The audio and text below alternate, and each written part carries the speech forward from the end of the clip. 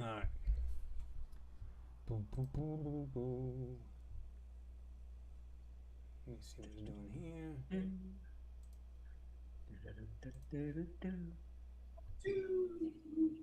All right, we're live. We are live, live. Moderator support, okay, don't care. Mars Anomalies Hangout, we're live. Yeah. What's going on, folks? Let's see if they pop in. We'll just wait a little bit. What's going on? What's going on, Kyle? Good to see you there, man. It's good to be here, and I'm just gonna cut the sound of my second computer here. Yeah. I'm gonna go ahead and I'll pull a link. I'm gonna start sending the links out. Yeah. Well, you guys set it up.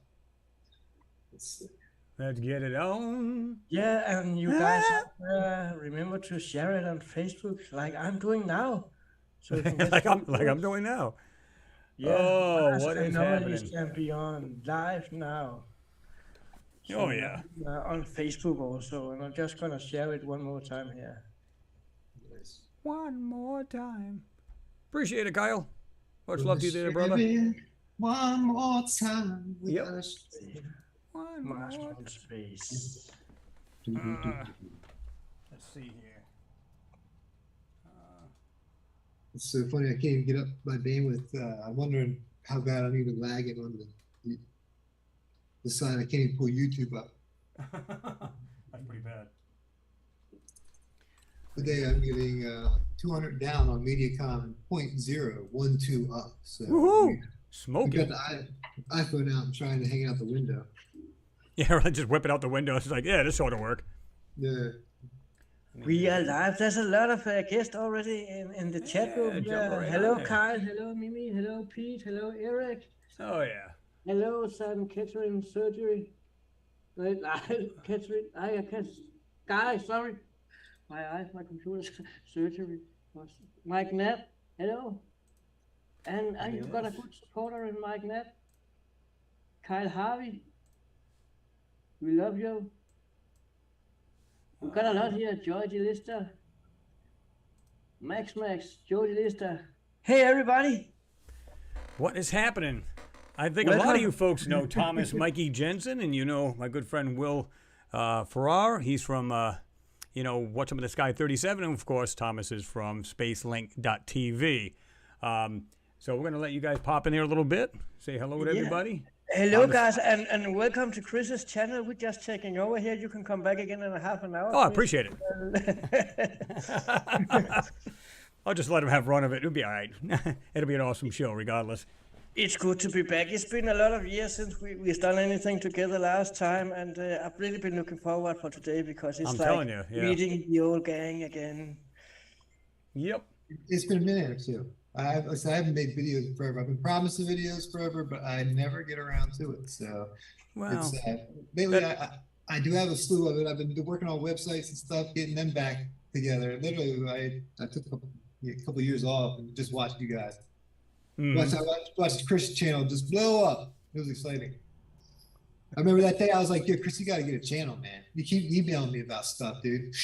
It's like, yeah, you got to get your own channel, dude. Videos, dude. And like I said, I gave you full credit many a times where I go, listen, they'll say, how'd you get started in this? I'll say, well, there was Will Farrar, and then was, I'm going to try to remember his name. He's from the UK. It'll come to me. Buddy. What was his name? Joe. This guy. What was his name? This guy. No, it wasn't him. There was another guy that was, I'll think of it in a minute. But when I started watching, I'm going, shit, I don't know if I'm going to be able to do the video thing, though. You know, getting on there, it's kind of weird to me, all new. And I said, well, hell, he's doing it. I'm jumping on this thing. I'm just going to do it. I'm just going to go for it. And just make the videos. Just get on there and, because it's a passion of yours. You want to get it out.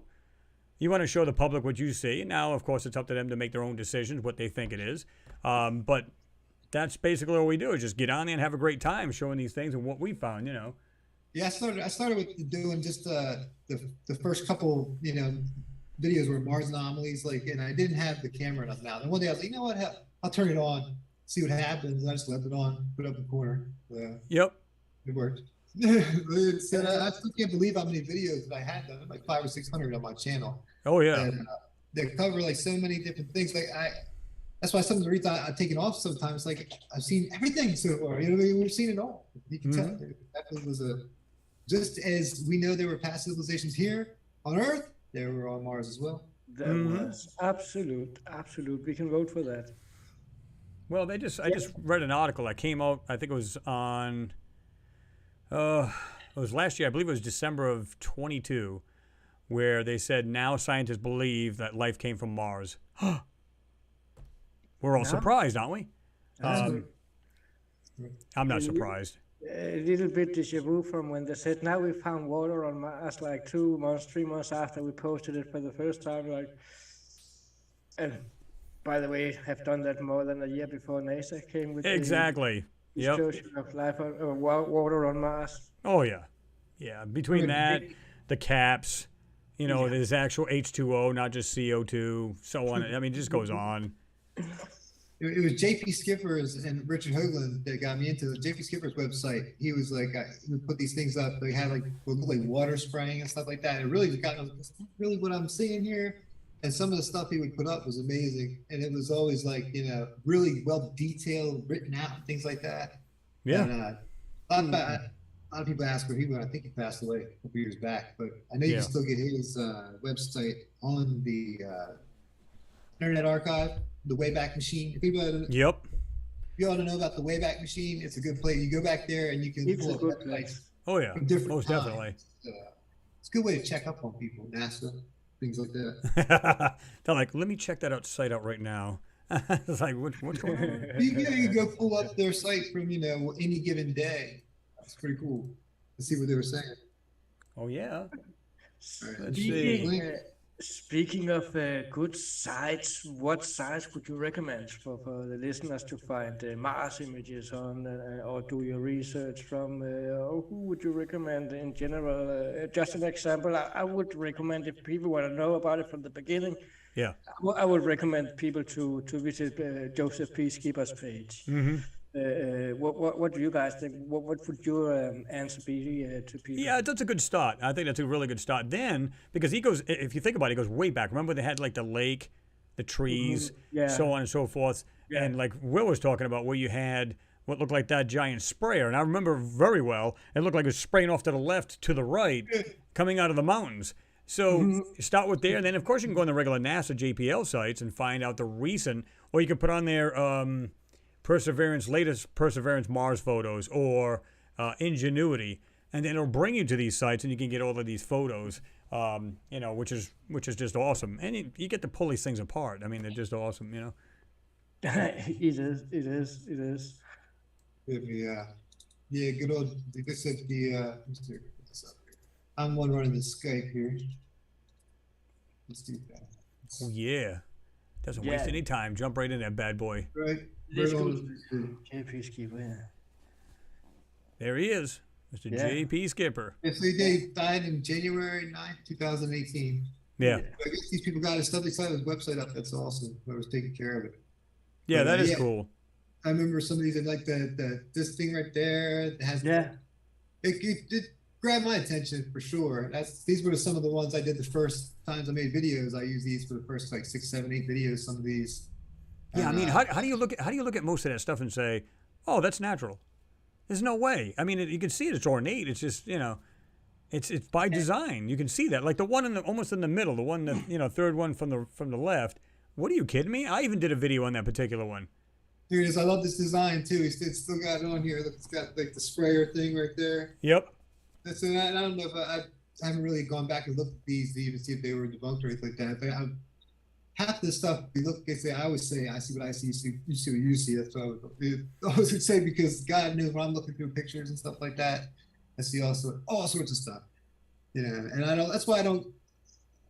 I still have like the What's Up This Guy group and things like that on Facebook, and we have a lot of people that post things, and some of them, it's a lot of us like they'll say, oh, it's a little person or something like that. A lot of times I think that goes a little too far, but hey, see it, whatever. There's a lot of stuff up there that you can pull out, like stuff like what Skipper's done here. Yeah, exactly.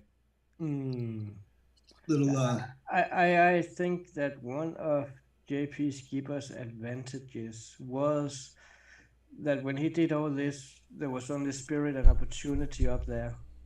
And that was before we reached what you would call it, the digital space age. It was digital from Spirit and Opportunity also, but the pictures that came back were how can I say it, more original. They were more raw. What you get back today from Curiosity and Perseverance has been processed before you can view it yourself. You have to have NASA spending days and days and days on processing a single image before they can show it to us, and that wasn't how it worked with Spirit and Opportunity. Yeah. Back in the good old days, so you could always find things on the images, and they weren't blurred the same way as we see digital space age with Curiosity and Perseverance. Mm-hmm. Yeah, exactly. I mean, it's the stuff that's coming down. I mean, they're really crafty about what they're doing anyway. If you really think about it, they had, what they were doing to the moon photos. They were censoring them out. When they had the acetate, when they first started out with that. And then they started getting real. I think what they did was they went back into these photos later on, way after the Apollo missions, went way back. And then they just started really centering them like an overlay. And this is the reason why they don't quite look the same way they used to. But then they just took their technique. They did better and better and improved it. Because before, if you went on to photoforensics.com, if you put the photo up, any photo, you can see the metadata and everything else. And you can look into these different categories, and it'll show you what camera they used. If there was a light on, meaning a flash, so on and so on, the whole 9 yards, right? And then what it would, and it would say literally underneath it was GIMP that they were using to make it more like aesthetically pleasing, or to adapt it for better for the eyes. And then they went to Photoshop. Of course, their Photoshop's probably insane compared to the Photoshop we have, and the technology they have as far as software to. Like rock mimicking software to cover these things up. The same thing they did, the Chinese government did. You can see on their website, basically, or on their metadata, you pull it right up and you see saved, would have pulled it up. I remember one was like an older version. I was like, they must have had no updates on that one, huh? Yep. Windows XP, but yeah, it's definitely it's interesting. Now, so that GIMP is interesting. You said that if they would, because that's like also can be used in the back end software, like on the rover. That's the open source software.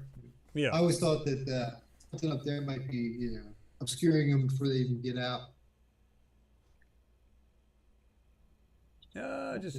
Just a quick hello to everybody who's jumped in there. Appreciate you getting there. Figured you guys would love this one. We haven't done a live feed in a while, so. Like I said, we're here with Will Farrar and Thomas Mikey Jenson. And, of course, we know Thomas from Spacelink.tv, and we know Will Farrar from What's Up in the Sky 37. If you haven't been to his site, check him out. And, of course, Mikey's, like I said, go to his site as well. And if you want any other different ones you want to share, Thomas, I know you got maybe... I got a lot of stuff. I got to make a little correction first. Spacelink TV on YouTube is just Spacelink TV. Okay, that's what I thought too. Okay. I had a website that was called spacelinkTV.com, but the same thing happens with Mars Moon Space, that somebody bought the domain and now want to sell it to me for $10,000. Okay. So I remember you saying something like that. Okay. Ask them politely to put it up where the sun don't shine anymore, and so now I don't have a website called Spacelink TV. We still got the site, we just need to rename it, and it's all still there, but it's not available until we get a new domain name on it. So unfortunately. Now you have your YouTube.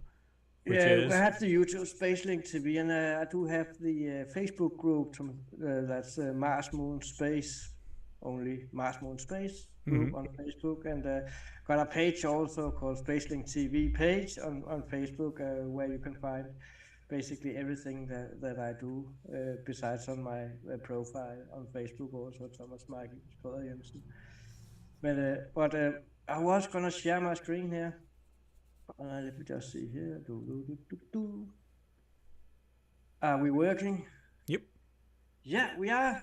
Yeah, and Will, he disappeared. Do you think he'll... Yeah, I think he just popped off in another dimension. What do you think? Yeah, I think he went into a jump room or something. He activated the jump with all his technique. But one of the things I would like to talk about today also, and hear your opinion about, Chris, is, for example, we got this famous picture from the Mars Global Surveyor taken with the Mars Global Mars Orbiter camera. on board the satellite. And this is one of the most famous pictures in the world of anomalies on Mars. I didn't find this. I was directed to it by Brett Collins Shepard, who had it from somewhere else, and so on and so on and so on. So it has been up for many years. The satellite image was taken in 2000, and when it came out, I didn't see it until about 2012, 2013. When it was sent to me and asked for my opinion, I was like, wow, that was really one of the things that triggered me and got me into astroarchaeology. Like this is what I see on it was there was a round object that to me looks like it looks like a UFO, as we know it, a UFO-shaped object, which is very, very interesting. So I've made a video about it. It went viral, had a lot of views, and I put it up on the website and wrote a lot about it. And I thought this has to hit the mainstream, because this is the first picture in the world from NASA showing an actual craft on the surface, because that was what I believed was when I saw it the first time. I shared it a lot, and it came out and was shared for a few months. And somebody that actually used to work for NASA, and I'm gonna keep his name for myself because he's actually a good friend, told me that it was a lens error on the photo. And I shouldn't put too much into it. And he told me that he worked with it and how he worked and how it was happening. And now actually almost believe him until it hit me. What if we can find it on another satellite image? So I decided to do a little bit of research on this one. And I went to Google Earth, took the Mars version, and I found, typed in the ID number M18005558, as the name is on the image, and came to the area, and I could see there were several pictures overlapping that area. And one of them was, let me see if I can click here. Let me see if I get the right one in there. Here we go. Actually, from the year before, from 1999. It's not the same quality. I got a little bar on top here I need to remove so I can see what I'm doing myself here. It's not the same quality, but you can see that the anomaly we saw before in the picture from 2000 is still there, and you can see the structure of it and the shape of it. You can see it's actually there. So, yeah, you can definitely see it. You can definitely see it's not as good picture as the other picture, but it's there, and that in itself made me jump and almost have a party, because that was a confirmation that there was an actual object there. It was still there, the same place on the same clip, exactly the same place, and you could see it clearly. So that was a big confirmation of the existence of this anomaly, that it wasn't an error on the photo, it wasn't a mistake, it wasn't something that was just an error from NASA or whatever excuse was used. So that was a good confirmation, and I went a little bit further. I thought, let's have a look and see what else we can find. So I find a CTX image, which is an aerial overview from the Mars Reconnaissance Orbiter, not the same satellite as took the two other images, but the next one coming after that, and found the same area again from 2011, and you can see that there is something there where this so-called craft was before, and you can see there is an object, there is something, but the context camera is not giving us the same resolution as the Mars Orbiter camera would do, or the high-rise camera. It's an overview camera you use to decide where do you want to zoom in with your high-quality lenses. Now, Thomas, let me interrupt you there. Now, is this? I know that it looks like it's a slightly different angle as well. Now, is this also higher in the air?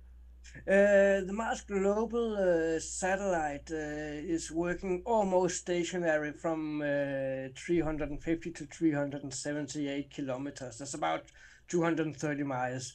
The picture you're looking at now is taken with the Mars Reconnaissance Orbiter, which is changing a little bit in altitude from 257 kilometers to 320 miles. Exactly. So there's a little bit of difference. The old Mars Global Surveyor that had the orbiter camera on was a bit further away than the new one that have the new high resolution images cameras on. Well, I'm also curious too, because I can obviously, if maybe it wasn't as zoomed in as much, not so much the spacecraft as far as how far it's out in orbit, but as far as how much it's zoomed in. Because we know that the HR, I was going to say HRO, the Mars Reconnaissance Orbiter with the high-rise camera can zoom into down to 4 feet of a swath on the ground. You can get down to 25 centimeters per pixel. So you know what I mean. So they should get ungodly, resolution on these things, to be truthful with you. But like you said, 3 pictures, all showing the same object, and it's got the same features to it, pretty much. It has all the way through, and it is a confirmation that there is something there. And what I'm about to say now is, if you look at the 2 first pictures, the first one, you can see it clearly, and it's really crisp image. This one, you can see it so clear. If you look at it 10 years later, they're definitely further up too. You can see it didn't zoom in quite as much. It looks like somebody threw a bomb on it. No, that's possible. Just to be honest, it looks different. You can see it's still there, but the shape is different. But again, we can't say that out from a context camera. We need the high-rise camera to get over there. And funny enough, I still haven't found any high-rise images from exactly that area. There are lots around it, but there's nobody that's covering exactly that area. And trust me, I've been looking for hours and hours and hours. And the object in itself is interesting because the size of it, as I also said the other day, the size of it, if we don't understand the size of what we're looking at, then we can put a picture to it in our brains, in our heads. We need to know what the size are. Absolutely. And this object is measured out here, and I measured it out. Say what? That's a big deal that gets overlooked a lot. Like the door on Mars, it's like this big. The one that it looks, that's huge. It is huge. It's 148.5 meters wide, which you times with 3, then you got it in feet. So it's about 500 feet wide. So it is a huge object that we're looking at, and not just a tiny little disc-shaped object. This is it's bigger than our Navy ships, some of them. This is a huge object, and I do not understand, probably just me, why that this one hasn't been up in the media more than it have, because it's documented. It's there in 3 different satellite images. It's definitely not something that's natural. It's not something, it stands out of everything in its surrounding. The size of it, we can even measure it to be about 150 meters wide. We know it's a huge object that's sitting down there and shining at us on the old images. So that's why it's probably not out there, because it is something's documented. It's everything they put out now seems to be good, Yeah. When I look through the paper stuff that does make it out in the media, it usually ends up being a joke or something that they go in with the idea of punching at it, kind of making it funny up, and then. Well, what I find interesting about this thing is that it's really clear in this. I mean, when you look at the features, it looks like it has like openings or windows or some sort to this thing, some kind of giant openings. And when he said to you, "Oh, by the way, this is just some kind of blotch or something like that, or some imperfection with the camera or something along them lines," I went, "Wait a minute. I can see land or something contouring around this thing. I can see shadow underneath it." Yeah, you got a shadow underneath the thing. Yeah. I can see what looks like reflective parts on it. So come on now, that don't look like a blotch to me. That looks like an actual physical object. Yeah, exactly. And that's what I believe it is, and that's why I don't understand why this is not in the news. Why are we seeing pictures of blurry pictures where people are seeing small green men in that is being laughed at? Why are we not seeing this one instead of all the other pictures? I don't understand how the world is put together today sometimes, because we got all the evidence in front of us. We even got it documented, but I think it's a matter of being able to share it with the world and use the right channels to share it with. Oh, there's a lot of people want to know. 101 people Yeah. watching right now. 101 people watching, guys. All right, keep coming in. Well, the thing is too, it's like the people who want to know. I've always say this on my channel. Anybody who wants to know is going to really, they're going to go after this themselves too, right? So if it's one thing for you or me or Will to show this stuff, but I know a lot of people here alone that literally go, listen, I ripped these photos apart myself. And what you're saying is true. Now, sometimes they'll see things a little bit differently, and that's fine. Because that doesn't mean I'm, like, spot on. I could be off, and they're seeing something a little bit different. They're going, Chris, I see this instead. That's fantastic, because they're doing the work. They're not puppets, and that's what's awesome. Just a quick shout-out to Kyle and Mr. 786 Otto. Thank you both. I do appreciate you. Definitely hooking me up there in the chat there. Appreciate it. Every dollar is a mile. I wish that was true. Oh, we were talking about gas mileage. yeah, exactly. Yeah, or a kilowatt, depending on what you're driving. Yes, exactly. So, everybody out here: Ricardo, JD, Steve Gurnham. Oh yeah.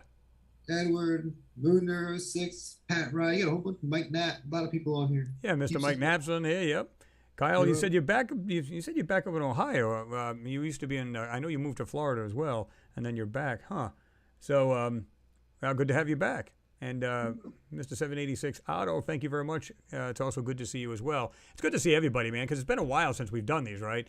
And being busy, it's like you want to get in there, you just want to jump right on there, but after full day of physical work, you're literally, that recliner's looking great right now. I'm gonna relax in it, and you're done. So I promise you, it's not planned. But you know what I mean. You do your best to try to at least get some videos out, and so we're gonna try to do more of these as well. Even if these guys are down with doing more of them, you know, finding more pitches and pull them out of the archives, and that's what it's all about. Because a lot of people haven't seen like a lot of Will's work and Thomas's work, what they found in the past. You're just watching what you're seeing, you know, maybe a couple recent videos on these channels.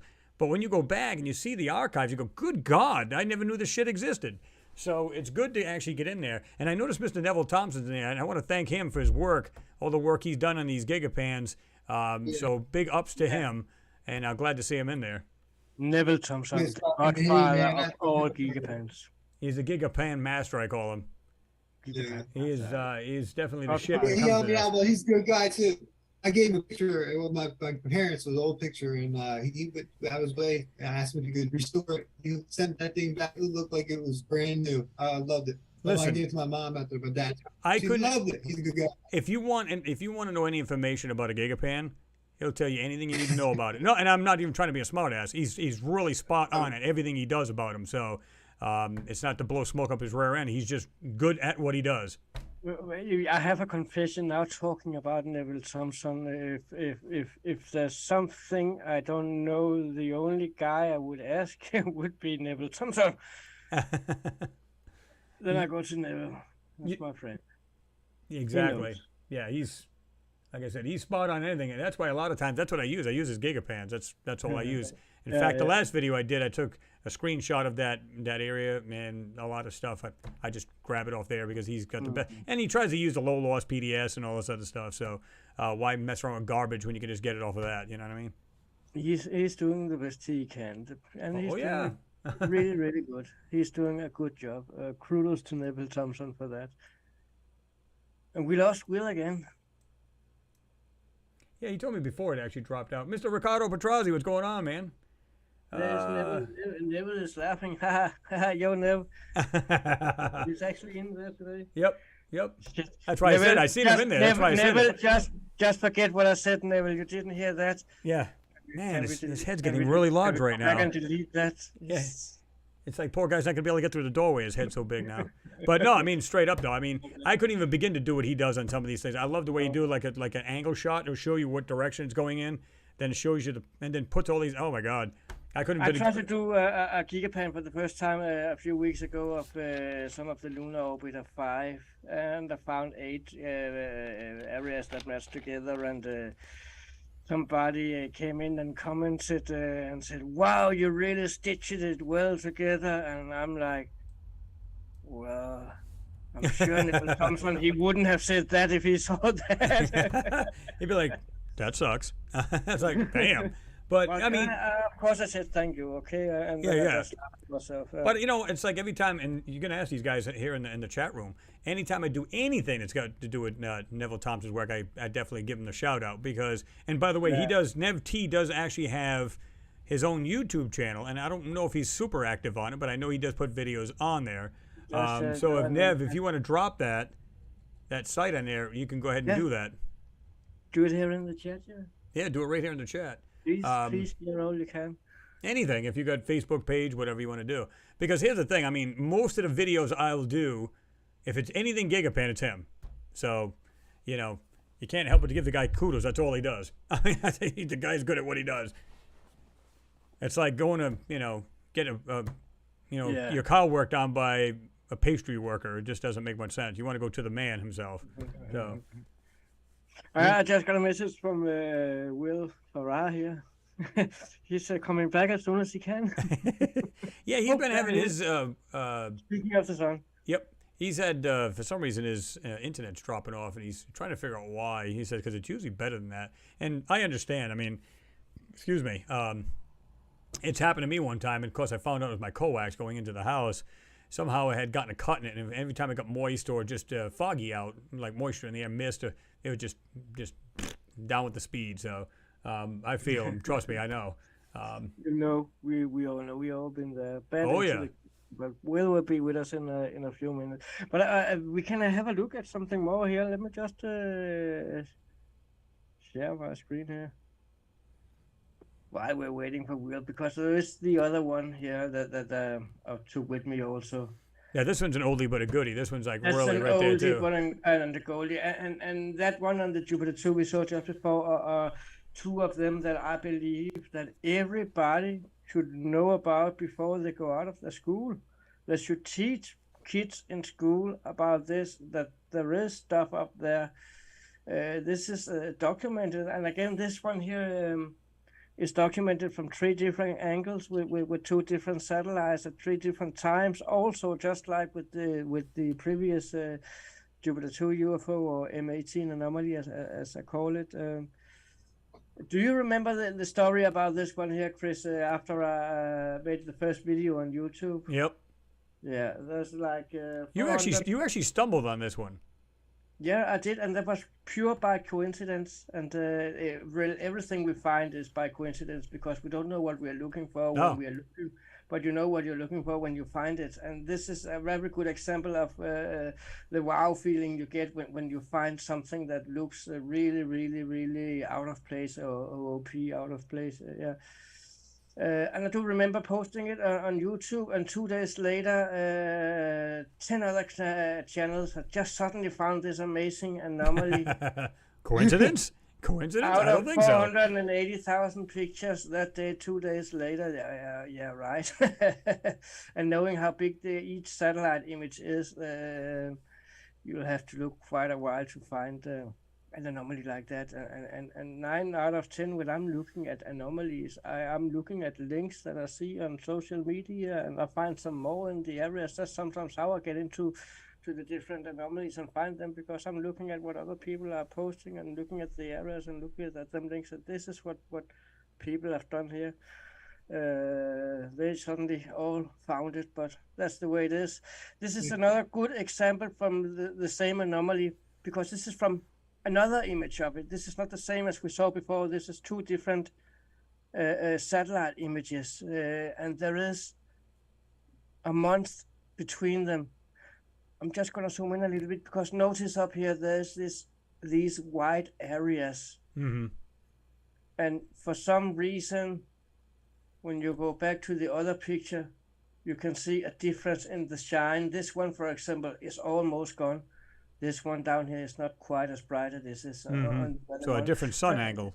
It's different sun angle. It's a different time with a month in between. So this is awesome to get multiple pictures of the same objects, as I said before, because that's the best way of confirming it. As long as you only got one picture, everybody would be able to say that's an error on the lens, and that's the sand dune, and that's this, and that's that.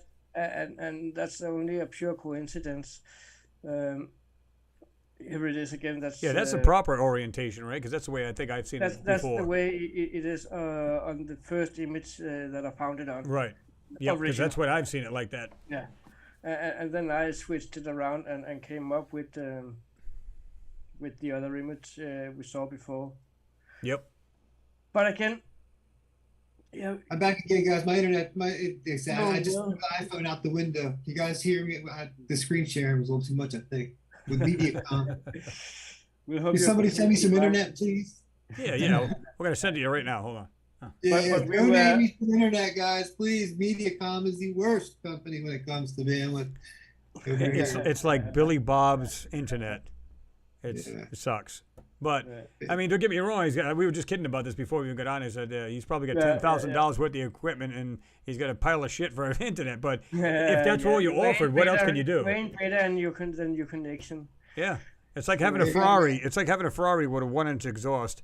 Is what I said earlier. It just doesn't make sense. I'm an IT guy. I'm an IT director for a health company. I'm sitting here next to a stable diffusion server. I've been running machine learning on it, creating AI pictures and things like that, and creating text prompts, everything. I've been doing it for a lot longer than everybody else on Chat GPT all of a sudden is. That's a new thing they've been coming after on the internet. People are learning it. And it's pretty cool. It was a gaming system I had. Like I said, I got all this stuff, but no internet. Well, I mean, you're only offered so much in your area, so you got to kind of like, it's a crapshoot. You know what I mean? All you can do is take what you can get. I'm hoping Starlink comes down here. Like there's certain spots you still can't get it, and mine is one of them. Mm-hmm. There you go. Lucky Mull says, saw a guy who looked like Will Farrar in a store when I visited friends in Maryland's East Shore. Almost thanked him for the Anomalies work, but thought I would sound crazy if it wasn't Will. Hey man, I'm on the Maryland Eastern Shore, so if you're anywhere near Salisbury, actually I drive all over for work. So when I'm hitting our programs up. Yeah. Hello. It's amazing how many people I've met, randomly, like when you go out places in DC and things like that. There's a lot of subscribers I actually knew and met through the channel. We've had them so many years. That's like you guys were just talking about what trip you guys were down there with Billy and everybody. Yeah. I never got a chance to get out there. I haven't actually met Chris, but I don't think I actually had met you in person yet. No. Nope.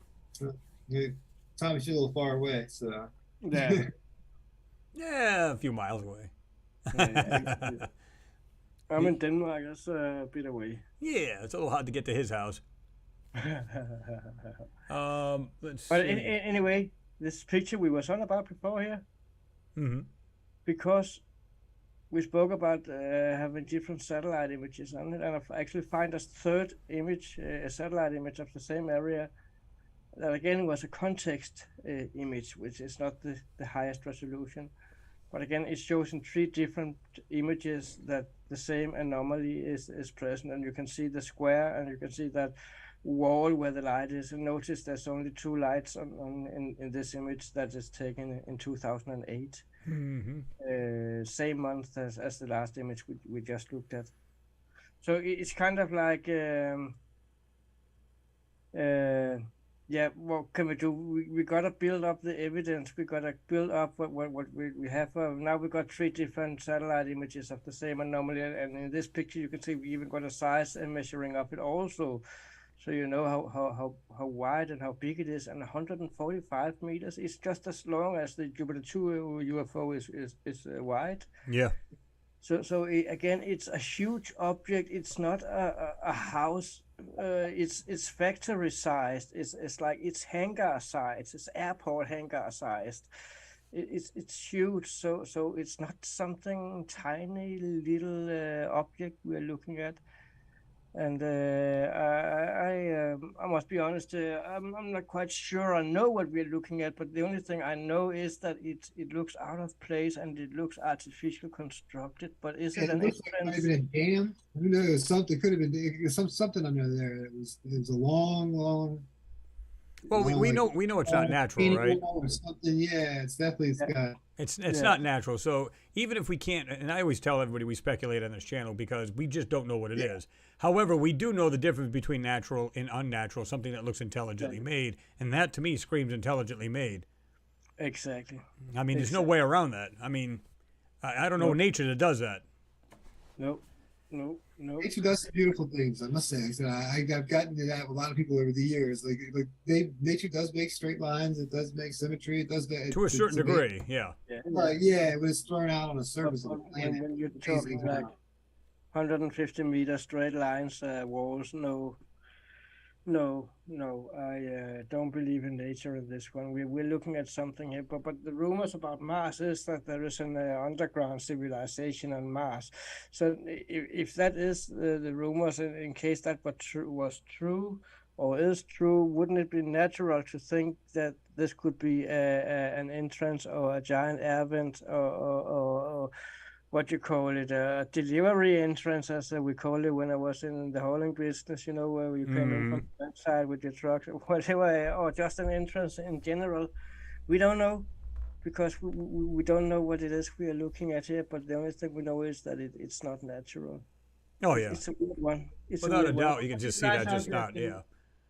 It's just not natural at all. Question from Mr. Ricardo Petrazzi says, question for Will. Does he know how Hoagland is doing? Rich, is he really around these days? You know, he still does his radio show once in a while. He's got a little health issues here and there, trouble getting around, but he's still kicking, still sending emails and stuff like that. I'll see him fly through my email box all the time, and he'll have the picture or something, or one of the group people. The group, there's about 10 people on a feed that come back with Richard. And, he's doing good. You know, Hogo was one of those people that I always respected. You know, I disagreed with him a bunch of times on the show for different things. You know, I was one always just a fanboy or whatever, what they say. So, but he's doing really, you know, not as good as he was 10 years ago. He's still there kicking. I don't know if anybody's that good at 10 years ago. Yeah. He had lost his better half, you know, that it's always tragic. Yeah. Yeah, it's never good. No. Bless him and rest in peace. Yeah, the work he's did, the work he's done. You know, so it wouldn't have, if he went on coast to coast in the middle of the night, I probably wouldn't have ever gotten into this stuff. It wouldn't even have looked. You know, coast to coast just to be what would bring me into the weird stuff. I'd drive to Florida for work, up and down I-95. Like we'd have programs, mental health company I worked for, so we'd have like programs all around Florida. So I drive from Maryland to Florida, and I do it at night because no one's on the road at night. So you could bounce here, bounce there. I could do it in 2 days, get to the Keys in 2 days, and that was like at night. You know, the 3 hours I'd be waiting for Coast to Coast to come on, and they'd be talking about, you know, whatever the most paranormal stuff is. And back then it was Art Bell and Nori and another lady that would come on. Richard would come on there and be so like, you know, hey, what's going on? We got this going on. Hey, we got the basement. He would just be so pumped up about it. I get the website. Gotta love the enthusiasm. Yeah, he would. We got a couple other questions maybe you guys can answer too. Is that Lucky Mo asks, how many survivors on Mars? Are they underground? Do they mess with the rovers? And do they have advanced tech? I'll field this to you guys. I'm always trying to blank on. I don't even think we could imagine to believe what we would know about. What, you know. Well, I think for me, I think it's always been 50-50. You know what I mean? Because when you see the damage and the ruins on the surface of Mars, you can't help but to think, okay, first, complete annihilation. On the other side of the token, it's like us. If we knew there was a pending doom, maybe they got warning from this. If there was a pending doom, we have underground facilities everywhere. We have DUMBs, we have, you know, the deep underground, you know, military bases. We have tunnels that go out through the whole United States, literally underground. They travel for days underground, these 18-wheelers. So even if that was to a pending doom, would there be life still here on Earth? And the overwhelming yes, as far as I'm concerned, unless, of course, there was a big enough rock to just bust a planet in half. But then, so you can almost assume, not always, and that doesn't, you know, mean 100%, but that probably happened over there too. And you got a bunch of people coming out, like in a war-torn city anywhere on the Earth. They come out and they scavenge for stuff, and of course they try to find food and everything else. So you would think they'd be doing the same thing there, right? But we'd be pulling out. We're pulling like, you know, pulling up caves and things like that underground. I think with that Darren Q and places like that, where, you know, there literally 50,000 people could live underground. They didn't have the technology like we did. You know, Right. I think we've lost a step. You know, we've just gone in a different direction with our technology. But yeah, there's so much stuff to look through, especially when it comes to, you know, up on Mars. And the moon. So we haven't talked about the moon in a long time. I said I was. Have you done a moon lately video? There was some good stuff. I did a while. I got one. I'm going to be doing soon, but I've done them in the past, not long ago. But most of them are Mars here. But we still do the moon. We cover the moon. We love doing the moon. Got a lot of crazy stuff on there. Always something going on in the moon. Yeah, you know, it's one of those things.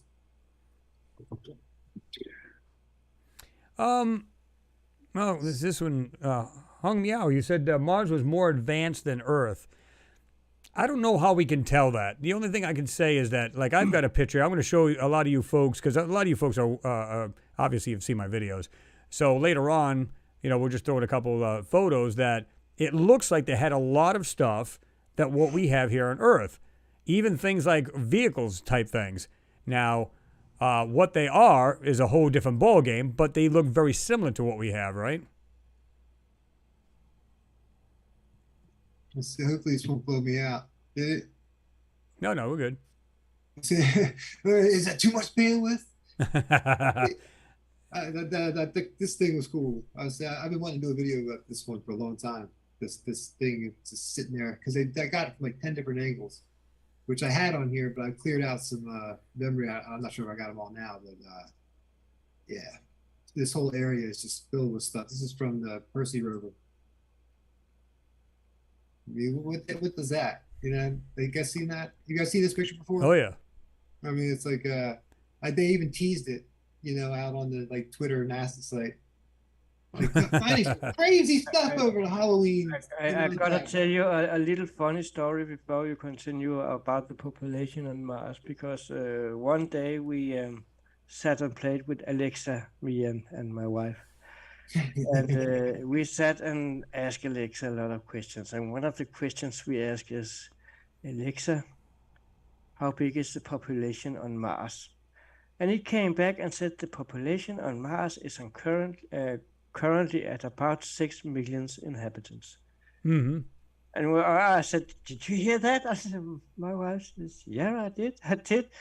And no matter how much we tried again, it wouldn't say the same again.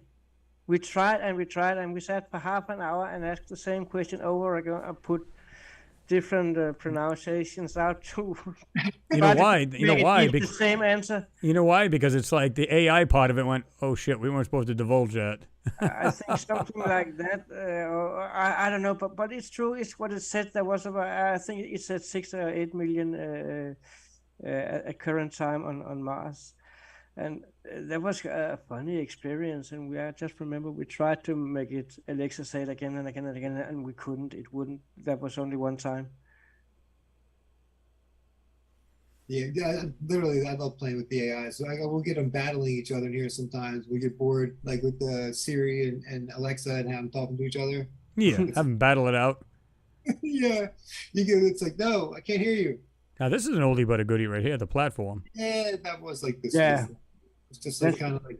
I mean, to me, how does anybody look at that and go, it's just a natural hill, where I see a hill behind it? And of course, there's many different photos, as you guys know that. Mm-hmm. There's a flat square that's out in front of this. Yeah. It's literally like there's structures here, and this looks like a foundation sticking out of the side of a mountain. Mm-hmm. That's what it looks like to me.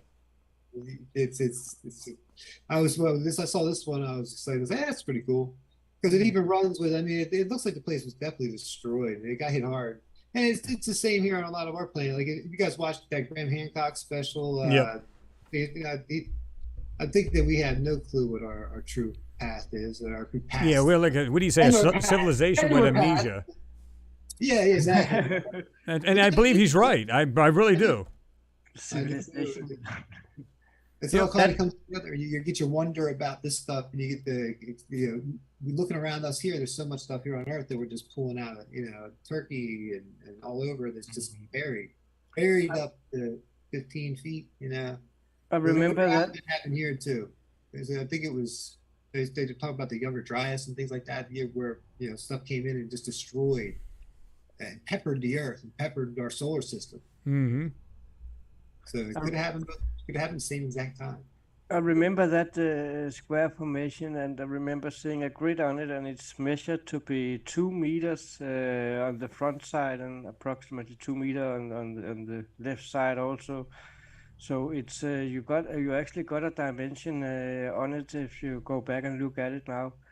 And now when you know it's 2 meters wide, then you can probably better put it together in your head what we could be looking at, what kind of foundation we're looking at. So this would be like a foundation on the size with a shed in your garden. Nothing more. That's the size we are talking about.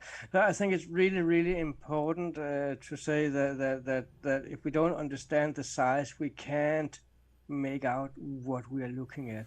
So 2 meters on the front on that side where your arrow is now, and approximately 2 meters from the down left corner to where the sand begins on the other side.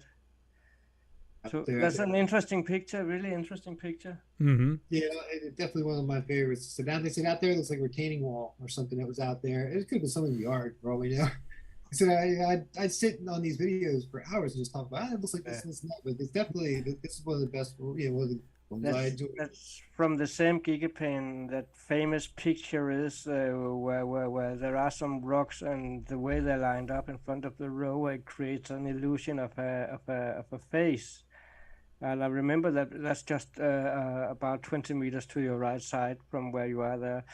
And I remember that picture that everybody posted and said a new face on Mars and this and that. But when the rover came to the other side, you could actually see the rocks, how they were placed and why it looked like a face when you saw it from the other side. It was pretty cool, actually. Mm-hmm.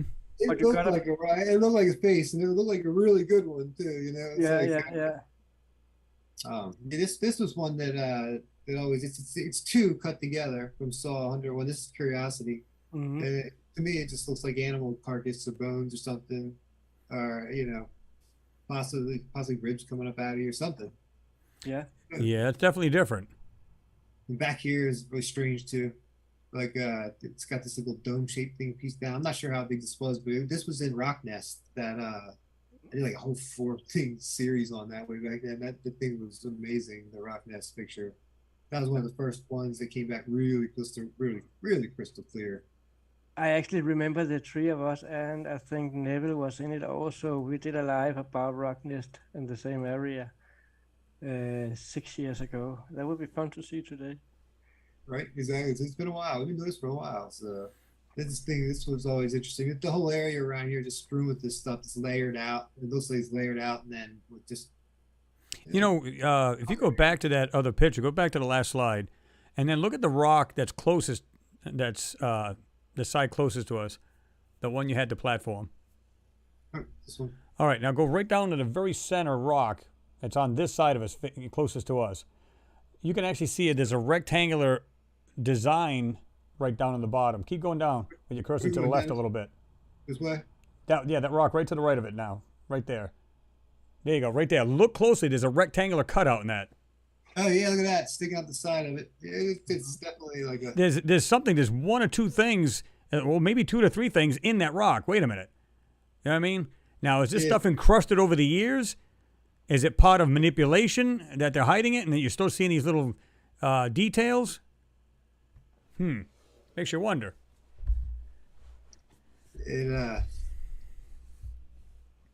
It's an. When you get down to this the size too, it looks good. This is one of my favorite ones. Mm-hmm. Oh, that whole gigapane is awesome. Especially the one, if you go all the way to the left side of it, it's brilliant. I mean, it's got a lot of cool stuff in it. But this is awesome itself. Let's see what else we got going on here. This was all I'd always put something together just in an article on the website on what's up in the sky, and this was this random stuff. This was a cool one. I was like, this one. Yeah, I remember that one. Yeah. Like some sort of, it looks like almost like a little dome shape. Mm-hmm. Also like something carry to put your dishes in or something. Who knows? Look, a stone toaster. Yeah, right. Keep it back out. But Yeah. It looked like obviously carved pieces too around it. That's.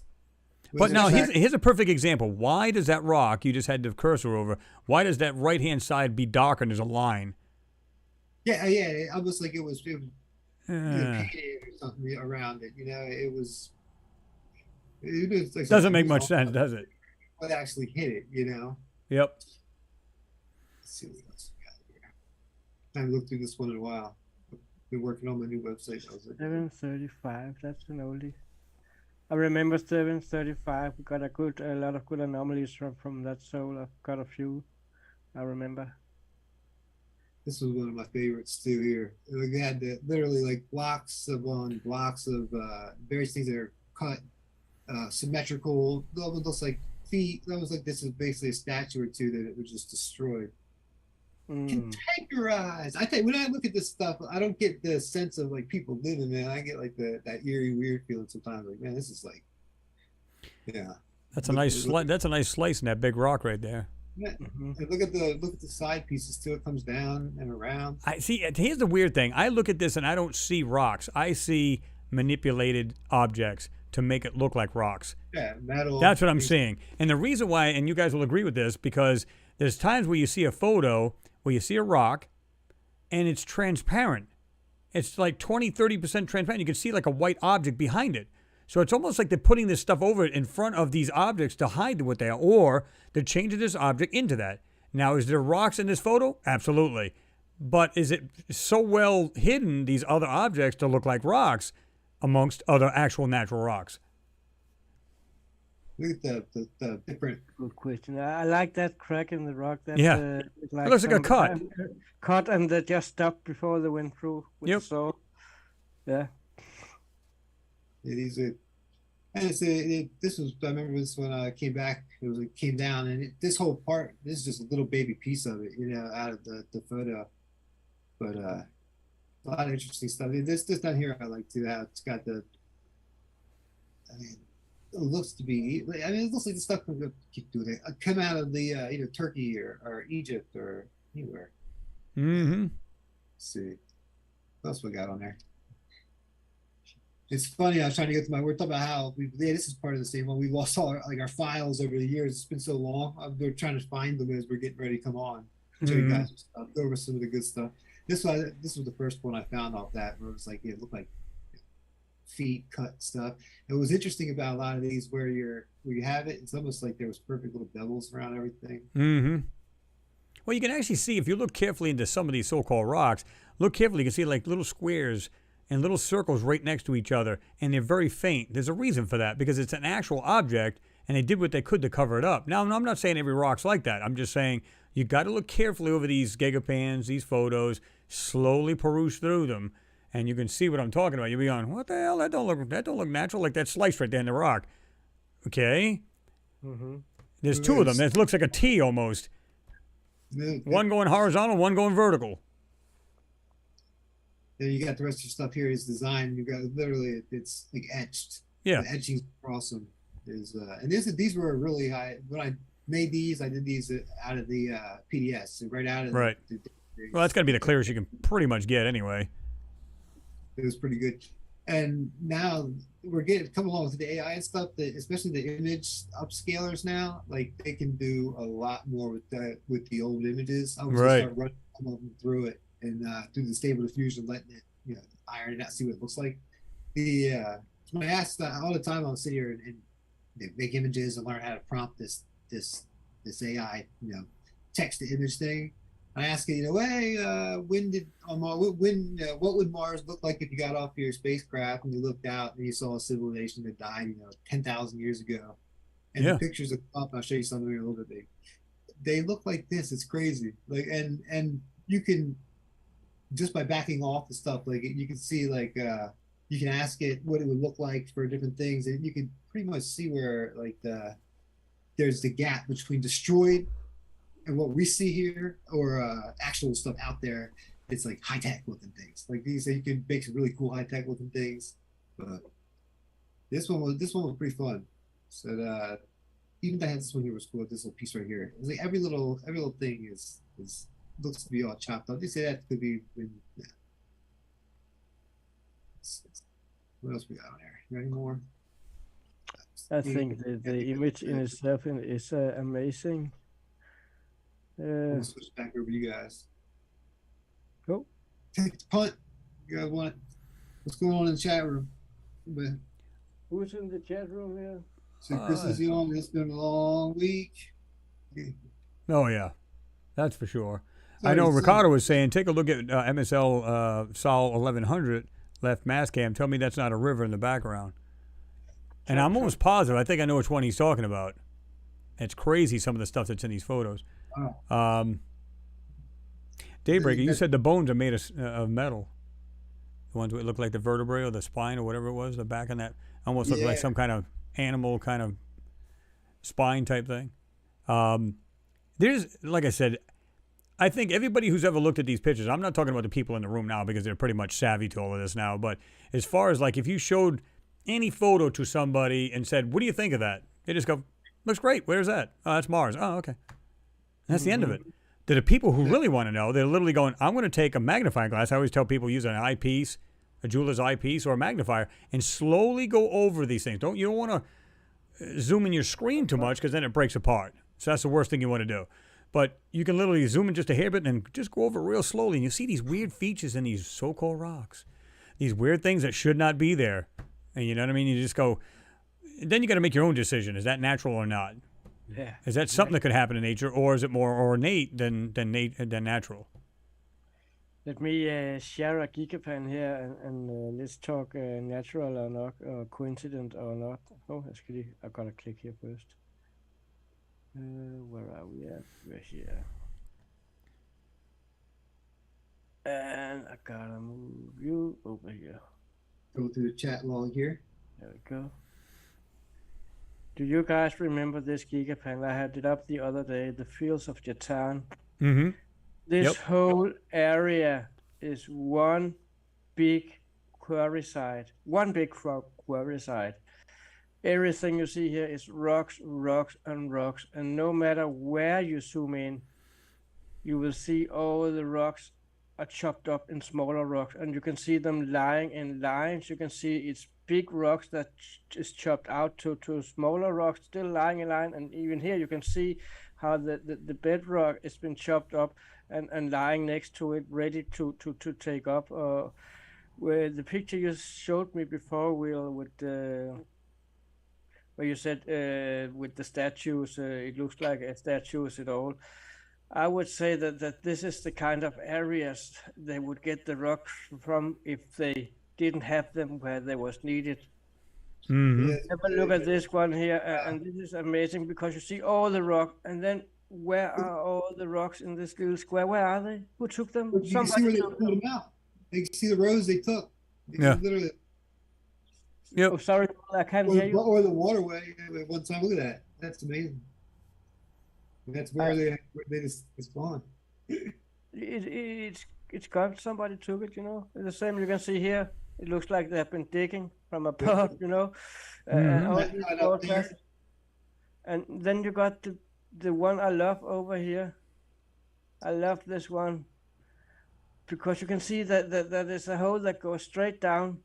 And I did in the live yesterday, I talked about it, make a measurement mistake. But from here till about here is about 100 meters. And that means that the depth from here to down here is about the same. These big rocks are not small 1 times 1 meter rock. They are 10 times 10 meters, which would be 33 feet times 33 feet. That's the size we're looking at. So this is not a small little thing we're looking at. And you can see clearly that somebody took a bite of the side here. You can see it's still like fresh, dark in here. It's not like had this color like the rest of the surrounding have. It's still fresh. In the bottom, you got these walls here, and I was told there were sand dunes, which I would like to believe in, but I don't, because this is in the bottom of a hole. Sand dunes occur where there are wind streams, and the wind creates the sand dunes. If the sand fell down in a hole, it would just pile up in a big pile and not in 5 different walls like that. So I don't buy the sand dune. If you look at a sand dune, this is what a sand dune looks like. So I do not believe that it's sand dunes we are looking at in the bottom of this hole. To me, it looks like concrete walls. That's a part of a construction that is underneath. And I was saying the other day, one of my thoughts was like, if you have the metro in Copenhagen, for example, where I'm from, you need to do some repairing or change some pipes or whatever, you will have to get from above and down if you can't do it from inside out. And it looks like somebody has been doing a digging to repair something that was underneath and simply just left the hole there. So we found the perfect stones to pull out of there. Basically. Well, you can actually see some of the stones are straight in a line right there when you zoom in. You can actually see just outside on the right-hand side of it, it looks like this straight line of just stone. I went, wait a minute. If it's just random stones tossed about or just laying there, why would they have such a line? And if you look closer, you wouldn't be able to see a human on this because the resolution is 50 centimeters per pixel. But what you are able to see are these small cracks in between all the rocks. Yep. These are bigger, twice the size of a human's. Look at that stone right there. The one you got just above that one. It's got a cutout right there. It's got 1, 2, 3 different angles. Yeah, it does. And there is a lot of them. And there are so many of these. I'm getting crazy here because this is such a huge picture. And I've only been circling around in this little part. I have been around elsewhere also. But no matter where I go on this picture, I keep seeing lines of rocks that's chopped up, monoliths that's chopped up and still lying there chopped up. And you can see it's done in one block. A little bit like you can see over here. You can even see the curvature on the first rock and the curvature on the next rock. They were fitting together. You got the same over here. You can see it was once one block that's chopped up. And I think this was basically a giant quarry site. And if we talk about AI and technology, and we believe they have technologies back then on Mars, why wouldn't they have AI in the sky? Which means they would be able to take 1 or 2 pictures of the whole area from a drone, and the AI would tell you where you can find what size rock to your next project. So this is kind of like where I'm getting to. I believe we're looking at an ancient quarry site. And then I was told that these pathways, they were just mud cracks. I don't believe that either, because mud cracks don't go up on elevated areas and continuing like they're doing. Look at that, straight up over here. Straight up, Say what? It went straight up and over. Look at that to the left. They cross each other. It's I mean, even if it was cracked, or bubbled, that's it. It's a good example of an elevated area. It goes up. These are not mud cracks. These are unpurposely made pathways. I was thinking, and remember that they are minimum 10, 15 meters wide, which would be about 30, 40 feet minimum. Okay. So I think they were designed to carry rocks on that was chopped out. They were designed to carry, distribute them away to wherever they needed it to be. But I was suggested it could be waterways, and there was on that theory before that could be old water canals, and they were sailing the rocks. But if we're talking AI technology in the sky, they probably also have AG technology, just like Edward Levinsky from that built Coral Castle, removed his castle, single man. And if they had that technology that at that time should be a simple technology, but even though we don't understand it yet, then all they would need would be some wide pathway you can push the rocks on while they're levitating in the air. And that is what I think we are seeing here, because these are not natural mud cracks or anything like that. I have one more place I just want to take you before I stop talking, because if I don't show you now, I forget about it. There is there is a place down here somewhere, and it might take me a little while to find it, where all these roads are connected in a roundabout in an island. Here we go. It's up here. And this is what I mean. All these pathways are interconnected. This one here, that's not a coincidence. Yeah, it looks like a roundabout. That's 6 roads that are connected in the same island, or roundabout here, as you call it. You call them roundabout in America, the islands in England, and we call it something else in Denmark. The circles, they're basically the traffic circle. Yeah, Yeah, pretty much. Yield to the people inside the circle. Yeah. So that proves to me that these are not mud cracks. These are not random cracks. They are artificial created pathways that are still there. And maybe it's just a normal pathway, like we have a natural walkway along our lakes. Maybe it's paved with something. But as I'm seeing it, the whole essence in having all these pathways here is to be able to distribute rocks out of the area. Yeah, it would make sense. That's pretty cool right there, especially how they all come together. Well, here's the other weird thing too. If a lot of these rocks, you'll know, like you look at Jean Ward's channel, a lot of the stuff he shows from satellites, there'll be a stone. Oh my! And it's a funny thing. I'm going to put it like the Flintstones. You see it like a top slab, but always on the top of that slab is some kind of. I seen one time he had like 6 squares on top of it. There was just one boulder, or it looks appearance of one boulder on every one of these. What are the chances of that? So is it possible we're looking at structures and we don't even know it? It is, and I think that is what's going on when we're looking at it from above here. Perfect camouflage. Yeah, it is perfect camouflage. I think we are looking at structures, and some of them big mounds. We see. We spoke about earlier before we started here about MSL 1448-8A. That's a good example of what is believed to be constructions underneath the sand, and we look at it as mounds on Mars because that's what we is led to believe it is. But I think we got so many constructions up there that are hidden underneath. All that sand, just like we have it in Egypt, and they're still finding new stuff in Egypt. Yeah, they're saying. I mean, down in the jungles and things like that, they're gonna find in Africa. So we're finding around the world right now. It's under and under and under. You really got to dig to get to it. Yeah. Well, I don't know. I just find it weird that a lot of people make the assumption that they should have structures identical to ours. What if you wanted to keep a certain temperature all the time? What would you do? You go in your backyard, you dig about 6 feet in the ground, and it stays at temperature around 50, 55 degrees all year long. What if you were to burrow yourself into a butte, a mountain, or anything of that sort? No radiation. Keep you at a constant temperature. What's the chances of anything hurting you, like let's say a bad windstorm? You're inside a mountain. What the hell could happen to you? So there's so many ways that you could burrow into these things and build structures into them.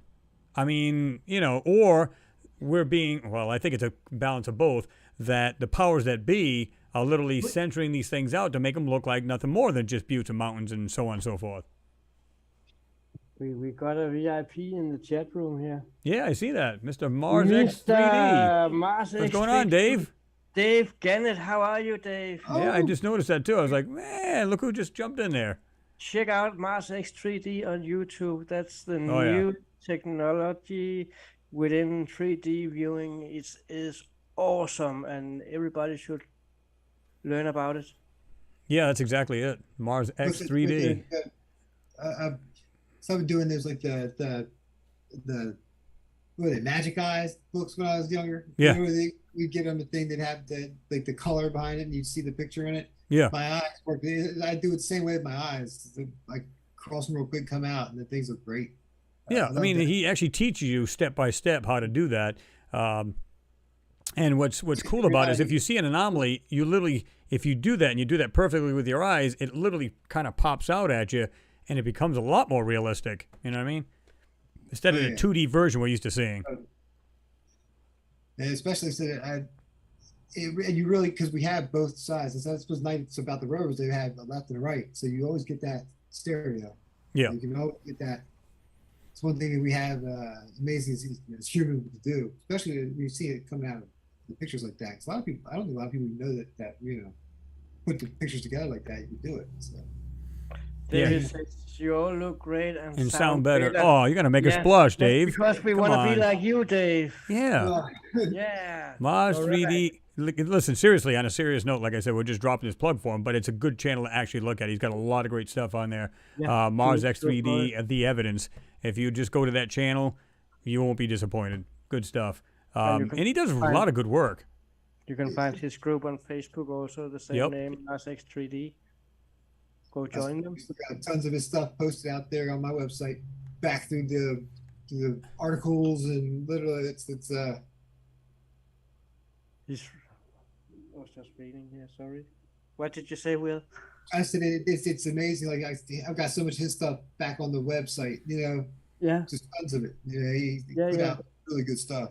And I said, now I noticed when I pull up the feed on Facebook a lot, he's got stuff out there too. So David was with us from the beginning, from the very beginning, before we even started. We had David with us, I remember. Yep. And we got to meet him over down in Alabama at the Mars conference. Great guy. Down to earth. Oh, he's actually giving you a little love here. He says, Thomas did a new intro for the season's for this season's episode. Check it out, even if you don't watch the rest of it. So yeah, I mean, you're pretty much a master at that. So, and he gets credit for my intro, Mr. Thomas, right there. So you can thank him for that. Not afraid to give some love, but absolutely. I mean, Oh, now somebody mentioned something about. Thank you. Somebody mentioned something about UFOs. What do you guys think? Let's get into that. UFOs are interesting. That's really, really. I gotta change my background if we gotta talk about UFOs. Hang on a second. Mine's just the aurora borealis. I had this one up before just for the fun of it, and it actually. Yeah. Thomas is gonna get abducted. Look, they're coming up behind him. Actually, I just came back from abduction. That was nice. Yeah, he came back just so he can get on the show. 5 minutes before we did our test here, so that was great. Yeah. I don't. There's a lot of channels I see doing things about UFOs. And we were just talking about this before, prior getting on the live feed, and I said, listen, for me, all the stuff I've seen on the moon, I brought out. You guys have done the same as far as a lot of Mars and stuff like that. I don't think UFOs are a big deal to me.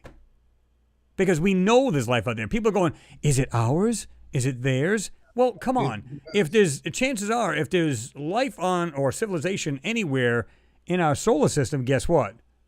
Then chances are there's UFOs. You know what I mean? I told you not to show you my ship.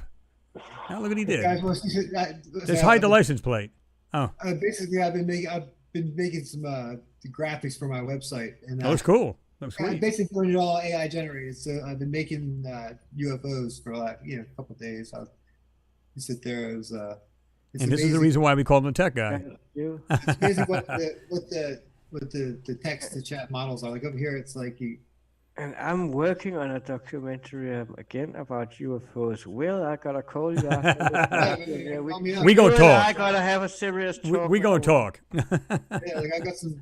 I can pretty much make you anything now an image. That's what you guys gotta be careful now. If you see something on the internet, it might not be real. Like I said, the fake stuff they show you that's nothing compared to something like the stuff that. Yeah.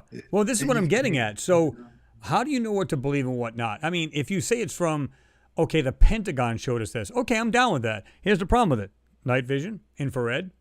Whatever. You never see it on a clear day. If I seen something like the first one he put on there, and I seen it literally in front of my face, I'd probably shit myself. And then I would know for real that it's real. But all I keep seeing is this fuzzy green, the night vision going on. You never see anything of any importance. So is it not? Remember they kept saying there's going to be a UFO invasion? They're going to throw that at us? Aren't we already having that? Think about it. The Pentagon's putting it out like we're being invaded by aliens. I don't think I think it's bogus. I'm not saying there's no UFOs out there. Don't get me wrong. I'm saying I don't believe that a lot what they're showing is the real deal. It's like they're trying to steer the populace somehow. I don't know why and how, but why would they do it? But maybe they're trying to get you up to that speed. Like there are aliens, and then if it ever slips out something about Mars, guess what? We were right all along. Yeah. When it comes, and I tell you what, when it comes to UFOs, it's a much bigger misinformation. Than Mars ever. It's literally like UFOs. They ratchet it up. They use it to ratchet people up. Oh yeah. We have no clue what's in our skies. I mean, it's been going on forever. There's pictures over, things over the White House, back in the 60s. Yeah, that was the 50s or 60s, wasn't it? Once we started letting off the bombs and we started playing around with Mother Nature like we did, they showed up. Yep. That's the or a lot of people say always been here, but Well, they're They also showed saying up. if we you showed up basically. yeah, well, here's the thing: if they say, "Well, we're seeing a lot more, sightings," well, that's because we got better cameras. Everybody's walking around with a camera in their pocket now, so obviously we're going to see a lot more of it. Now, for some reason, you can never get something super clear, and you would think the military, of all damn things, would be able to get something super clear, and yet, I don't know about you folks, I never see anything clear come out of the Pentagon, a warship, or any of that sort. Now, we did see the Tic Tac UFO. And how that thing moved around. But you didn't really see it. You just saw a light or that little piece of whatever. Yeah. Now, when you guys are looking at it, you're looking at this page here. This is basically a text image. I type in a photograph of a highly advanced alien spacecraft. You give it a prompt and it returns an image. So these are just basically some of the ones that I was doing. So I wanted a UFO for the thing. I said, I might as well choose from 100 of them. Yeah.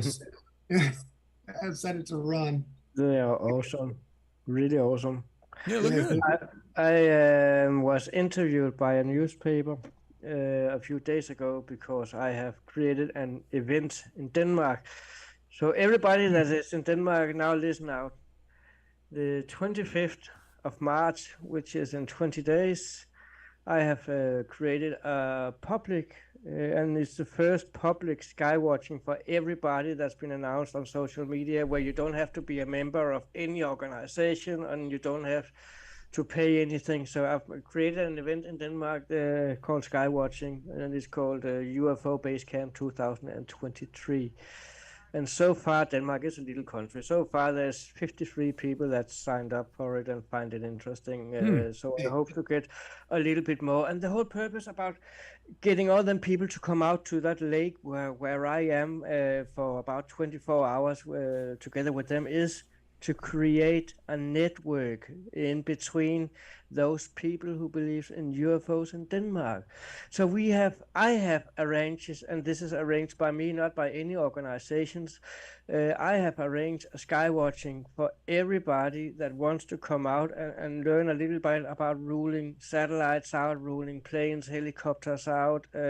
What is it we're looking at? What's a star and what's a planet and what could be something else? And in that matter, I was interviewed by a newspaper a few days ago to make a short story long or long story short. That's too late now anyway. And they, I said to them, yeah, but 90% of the people who are looking up or are just by coincidence looking up and see something in the sky have already predetermined before they even see it that what they're seeing is not anything natural. So their brain will go into their little library and automatically the wind speed wheel will spin and the arrow will point at aeroplane, helicopter. And that's something that happens automatically in people's brain. It's a psychological process that you don't even think about. And I bet you that 97 of those 99 who does that see something sometimes about realizing that they actually seen something extraordinary. Because we are used to it's just a plane and you don't give it a thought. It's already processed. You don't need to think more about it. It's nothing. Right. It's just a plane. Well, it's something you see all the time, right? So if you see like a regular airplane, you see a plane in the air, oh, it's a plane. You don't think nothing of it. Suddenly you see something different, So I've invited the whole Denmark to this Little, sky watching event in Roskilde. And I hope to meet a lot of new people. And I hope to make a lot of new good networking with those people in the UFO environment in Denmark also. And you can find it on my Facebook profile. You can read about the event there also. It's pinned on my Facebook. I don't know if anybody's interested in this stuff. This is the stuff I basically had the AI create what it would look like, to find, come here, pick your spaceship, land, look out, and you basically see an ancient ruined civilization. I'll tell you what, I'm glad you brought this up, Will. I'm glad this picture alone, and you guys know because we've talked about this before in the chat, where there's people out there, there's channels out there that are showing these CGI photos that have these. It'll show like some weird stuff, like something that you'd see in Egypt, and they're literally superimposing it into these photos of Mars. and they're going, look what we found on Mars, and they're getting hits from it. The sad part about it is they're lying to the people that are watching their channel. And those people they're on the shorts too now. So they're short videos. It's like 15 seconds. People don't even have to realize they just got, bamboozled by some stupid picture. And I guess, that's dragging money to their site. People, there usually seems like it's money, it comes down to that. Because I don't see why else you would do it. Literally, it drives me nuts. There's like 3 or 4 of those channels that do that. Right. There's at least that many. And I'm going, if you've seen other channels like yours, mine, Thomas's, anything like that, if you've seen that, don't you think we would see that first? I mean, we're digging these things up constantly. We're constantly hitting up NASA JPL sites. We're constantly hitting up. So you know as well as I do that if there's anything like that, it would confirm 1,000,000% that there was actually life. And they're going to make it difficult for you to see this. It's as simple as that. I started making videos in the first place. And if you go back, because I give the link to the pictures to people. Yeah, exactly. It's the best way to do it. I was so tired of coming around and finding stuff on YouTube that did not have links. So I start my video out with them like, here's where they're at. Especially when I used to do it. Yeah. It's like you put it up on the screen, but now the URLs changed so much. That's one thing that has happened over the years. Some of those pictures aren't where they used to be. Yeah. But this one right here was funny because there's an actual picture that looks just like this, that came down from the rover. It's not that color. But they said these are just fake pictures that I had it make up of what it would look like. And look, I mean, ruined civilization on Mars. It's kind of a lot of the stuff that we're looking at now. I mean, it looks like it comes. Well, right exactly right. Now, is it possible, and I believe it is, that NASA's using the same kind of AI, and it's not perfected yet? This is the reason why you can see bits and pieces laying all over the place. And you go, wait a minute.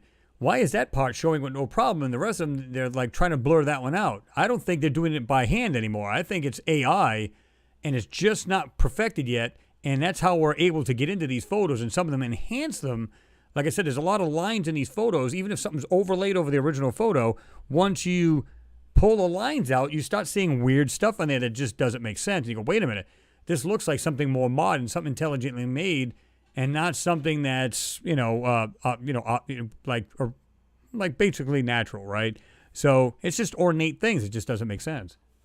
As this comes up, it gets a little bit. I started bringing the age up, like how it was sooner. So it starts the actual structures are still there a little bit more. I've seen stuff that looks just like this. It's kind of funny though. It's like when I started going through it. Then you can make like the cartoon you're watching when I was just pulling up, you can make the cartoon looking cities of Mars, just whatever you want to do with it. But like I've seen stuff that looks just like this stuff. Yeah. So it's really a whole different world now when it comes to manipulating pictures that are already out there. Like I could take this picture with the seed. You have a seed and you have a prompt. Basically, the prompt is what you ask it, and the seed is a random number that you can go back and make it again. So otherwise, you can never make that. You can't make it again.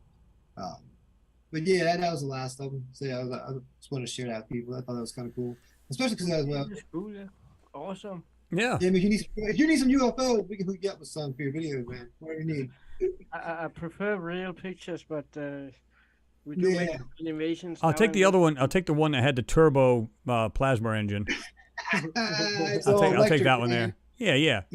You're only gonna get 30 miles. But I mean, so what do you guys think about the actual? We've talked about this many times on the live feed and stuff like that. What do you guys think about the theory of panspermia? Do you think we came from Mars? I don't know where we came from.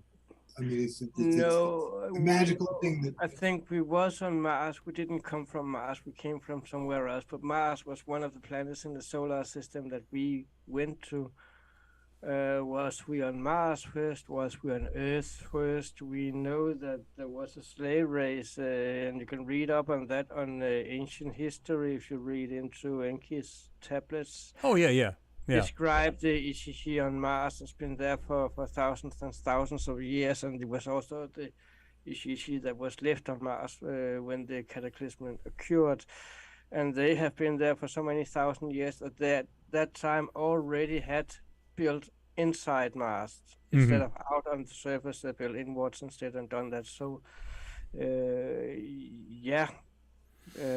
lots of life on Mars. Well, I mean, like I said, I was trying to remember that site I was telling you about earlier, but there's a site on Popular Mechanics. There was an actual, write-up about that where they're saying scientists now believe we came from Mars. So it still fits in with the IgG, and it still fits in with a lot of that.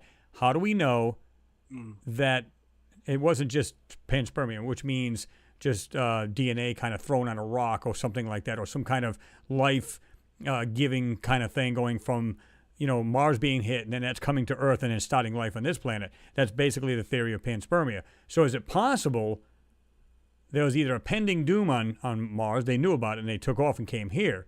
Now, people will go, well, then there should be like a lot of technology still left here. Well, that's not true. If we all took off, let's say everybody in the chat room, and we knew Earth had a pending doom, we all flew to another planet. How do you build another structure? So you don't. You just live in that spacecraft till it's no longer livable. You have to build from scratch and start from new. So, for me, I would just think, we came from there, and whatever way, panspermia, the other stories of the IgG and all this going on, it's a very good possibility. I believe we did. We actually came from Mars. Now, is it possible like we're in a giant neighborhood, Earth being just one of the neighbors, and they bounce around from planet to planet, and they happen to come here and settle? I don't know. We don't know the full answer, but we do know, like from the stories like we're talking about, how they were on the moon and Mars. If you read that story, they talked how they mined the moon, and they talked how they mined a lot of Mars as well, and they like you said, they basically built underground, above ground. So you know what I mean? Given the moon and Enki stayed on the Earth. Mm-hmm. Alalu was sent to Mars, so was Ansu. So if you look into ancient history, you can find a lot of reading that could give you the answers you're looking for. Yeah, pretty much. Perception of how you read it. Yeah. Like I said, I think they were a lot like we were. Now, when I say that, I mean they were way back when. They were a lot like what we are today. I believe there was ancient stuff, and I believe there was more modern stuff like we have here on Earth. Like we have real ancient civilizations like, the Egyptians, so on and so forth. And then we have a lot more modern. You go to Dubai, it's a modern city on this Earth. I mean, they're crazy rich and got a lot of money over there. And it's a lot of new technology. We want to be spacefaring again. We want to go out there. We want to just... So everything from extremes to like, villages or just indigenous people on these certain islands, they never even heard of a watch. All the way up to what we are now, we want to travel the stars. So there's a huge variable on this planet. It fits with the correlations of the cataclysm on Mars was about 12,000 years ago, and that was just after our last ice age. Yep. And so according to religion, we were here 2,000 years before Christ, the birth of Christ. That's where the Bible takes us to. And if you look at the inscriptions and tablets that's found, we were here 15,000 years before the birth of Christ, and that correlates with the cataclysm on Mars. So those that fled on Mars, where did they go to? Or are they doing what they're trying to make Elon Musk doing now, create starships that can go once a month to another planet somewhere else and take 200 people every time, or even more? Are we slowly fleeing on our own planet without realizing it? Is it the same that's happening now, or why are we trying to go back to Mars? Right. Well, I mean, people ask the question all the time. They'll say, why does Elon want to get to Mars so bad? One, he's in. In other words, he knows everything there is to know. He's subcontractor, works alongside of NASA JPL. We know that. He helps bring supplies up to the ISS. He also knows, listen, again, if you're a multimillionaire, you can easily, quietly ask a firm to build you a small satellite, send it up there yourself, take photos, send the information back, you know what's up there. Yeah. And that's prior to him working with NASA, prior to that. So now he's in the know, so he's going, I'd love to die there. He actually said that, I want to die on Mars. But he also wants to start a huge civilization. Why? Because if we're just one planet that's got life on it, and a big rock hits this planet, we're done. we're done. As far as I know, the Mars One mission has been put a little out in the distance. So I am thinking about Mr. Musk. Is it because that if he waits 10 more years, then he might be able to go in a spaceship that can take him back again? Possibility. Or if he Sure. goes now, it would be a one-way ticket until we figure something out down here that can return, just like we do with the Falcon rockets. They're coming back. It's already coming back now. So Or yeah. you can do the same with the Mars rocket, but it will mean that you will have to land on Mars. You will have to refill your rocket. That means you will have to have resources ready, and in this case, the resource would probably be water. Well, then again, though, it also depends on the propulsion to be using. Yes. We don't know that either. Exactly what I'm saying. The resources you would need would be water, because you can make a car run on water by taking out the Brent and igniting it. We've seen that before. We know that exists. Yep. Ask yourself, for example, Teotihuacan, the flat pyramids there that have all the flat roofs. Yeah, they kind of look like a landing pad. It says to be a landing pad. Ask yourself, why do you think they are surrounded in a little basin? Yeah. All the way around. Yep. And if you look at it from above, it looks like a microchip. Yeah. If you fill that basin or the whole area up with water, It looks like a circuit board. It looks like a You got a conductor as well, also. So I think that water is the future fuel for. Oh yeah, hell, we're making hydrogen cars now. We have hydrogen cars and everything. So it's not out of the question, right? So if they're going to have something coming up there that has to go back, we should be starting already now in collecting those resources, and it will probably take us 5-10 years to collect enough to send a rocket back. So they are sending up AI, and they are sending up robots, and they are sending up 3D printers. Mm-hmm. Probably have done it a long time now. Well, my thing is too is like they said. Remember, they said that in the very beginning when they were going to go to Mars before the astronauts get there. They want to have 3D printer robots kind of thing, build these objects or these structures they'll be sitting in. And then, of course, they'll come along and everything will be fine. My biggest thing is, what if everything on Mars has not been obliterated? In other words, you can still live in them. So would they have to build anything?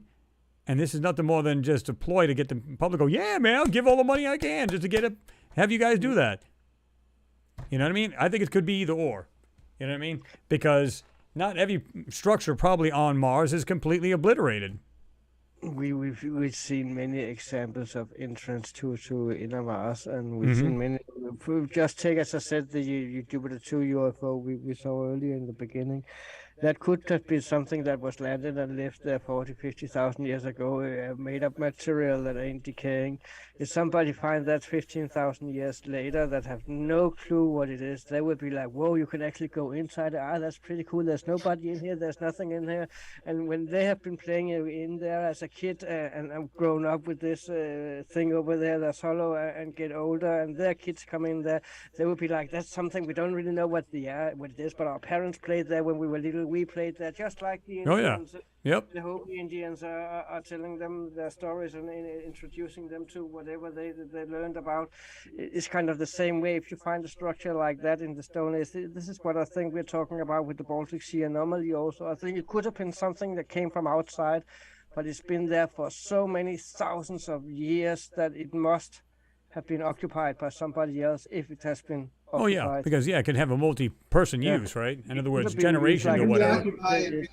Reoccupy it over and over again. Yeah, exactly. Well, just like we do with the pyramids. We do it with the pyramid. Exactly. You've seen the way they did that, right? The original pyramid, and then, of course, other civilization come along. When I say civilization, other people came along and built on top of it. So, yeah, it doesn't surprise me.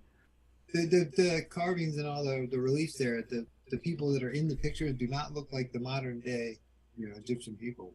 It's definitely, who knows, but let's see. How many people have changed upon it? So. Mr. Ricardo Petrozzi says, I think the ancient past, human civilization spanned our solar system, and this civilization was known as the Atlanteans. Atlantis was the ancient name for our planet.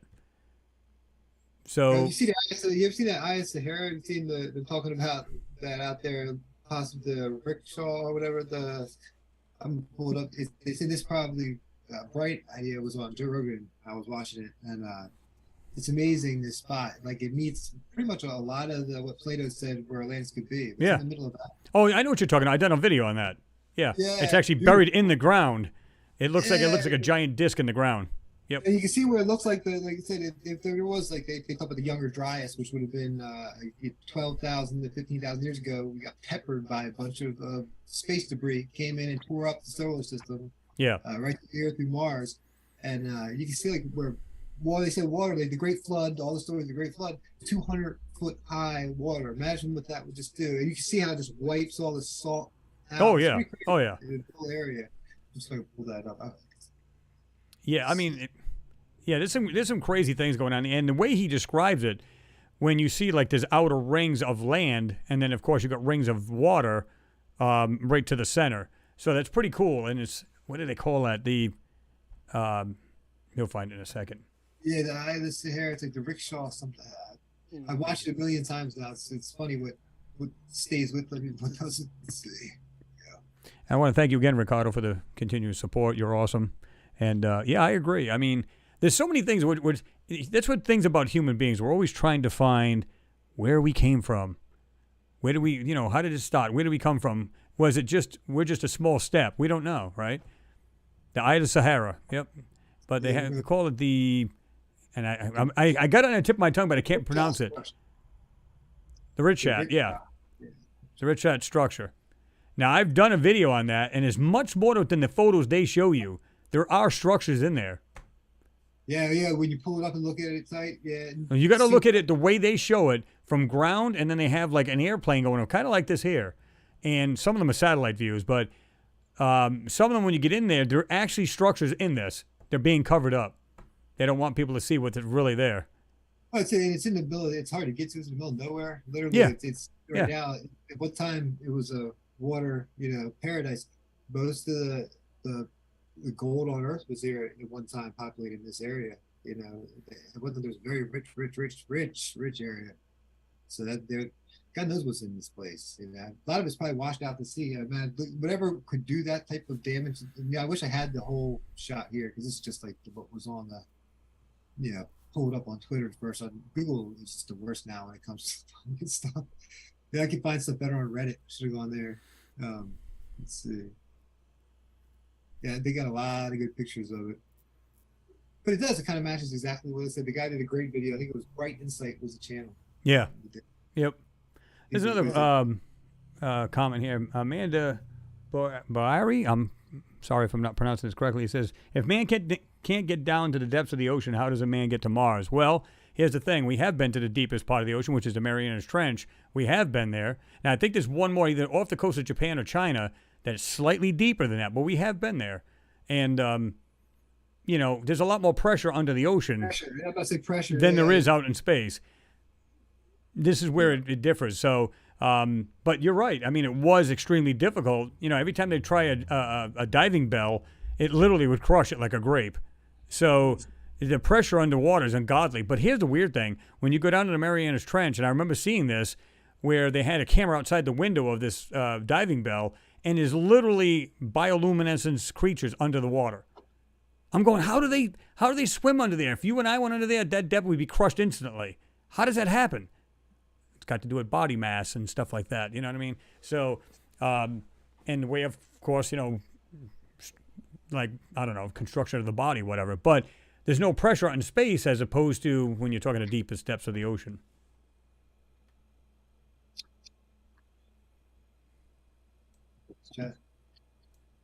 No, the ocean is huge, and we've only explored about 5% of it. 200-foot wave. Where everything is, where all the good artifacts and stuff are. Yep. There's still stuff buried in the sand. There's a lot of the ocean, probably. Yeah. It's exciting. See, the thing now, if we get back to Mars, when we were talking about somebody had mentioned in here too about the two large explosions, and we've talked about this before, but people who are here now, and probably hadn't heard this, but the two large explosions next to, there's actually one larger explosion than the other, and it was next to the face of Cydonia, and then there's another chaos region, they call it. and I'll show you this in a second. It's funny because you can see it. It's like it looked like it was happened in the ocean. Excuse me. And funny enough, all the landers and the rovers and everything else are all around that area, just south and east and west of that area. Let me show you what I'm talking about. Talk about J.E. Bradenberg's work where he talks about the possible nuclear fission on Mars, basically the areas that were wiped out. Exactly. Well, you can see right here, nuclear explosion, prevailing winds, of course, is blowing into Cydonia Mensa.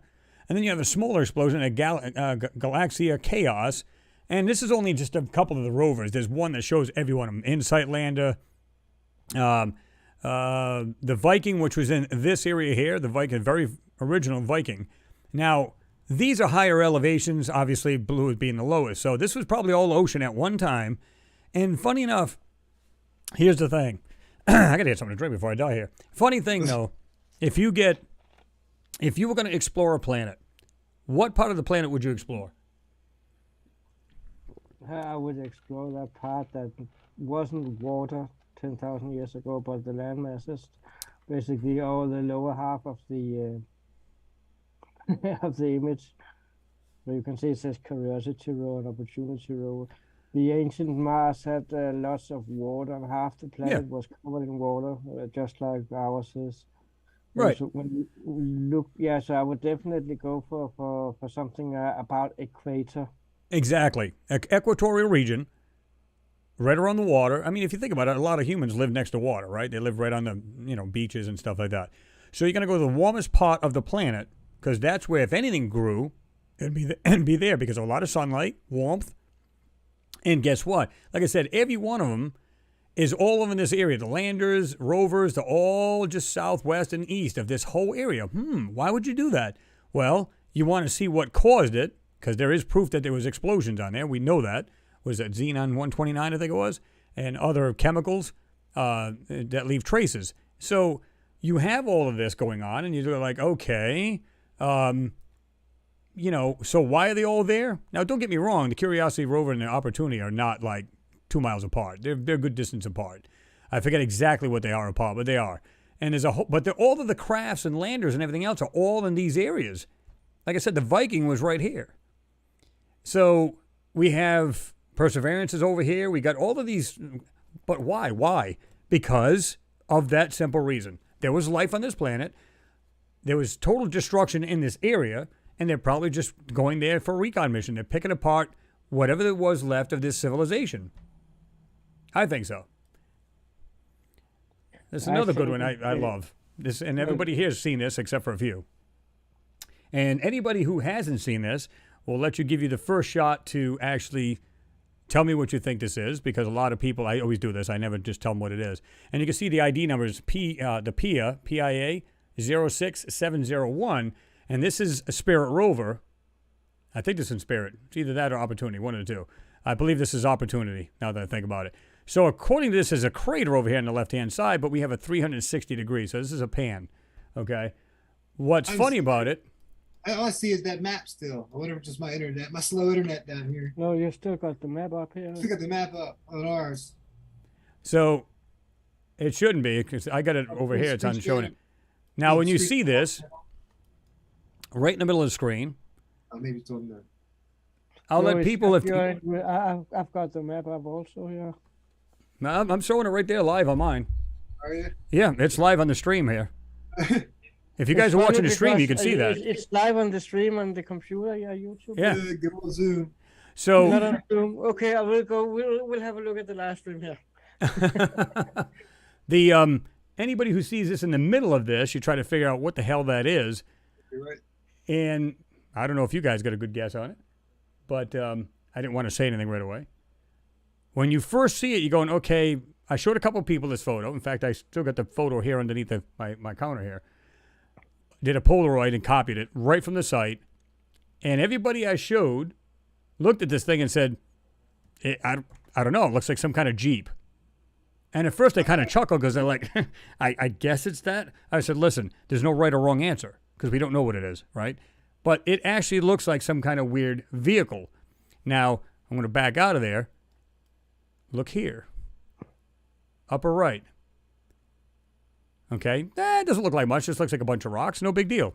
Now, if I can find the other one, which I enhanced, and I probably won't find it because I'm looking for it. Let me see. I don't know if I got it in here. I should have. Let me see. Space 1999. Oh. Let's see.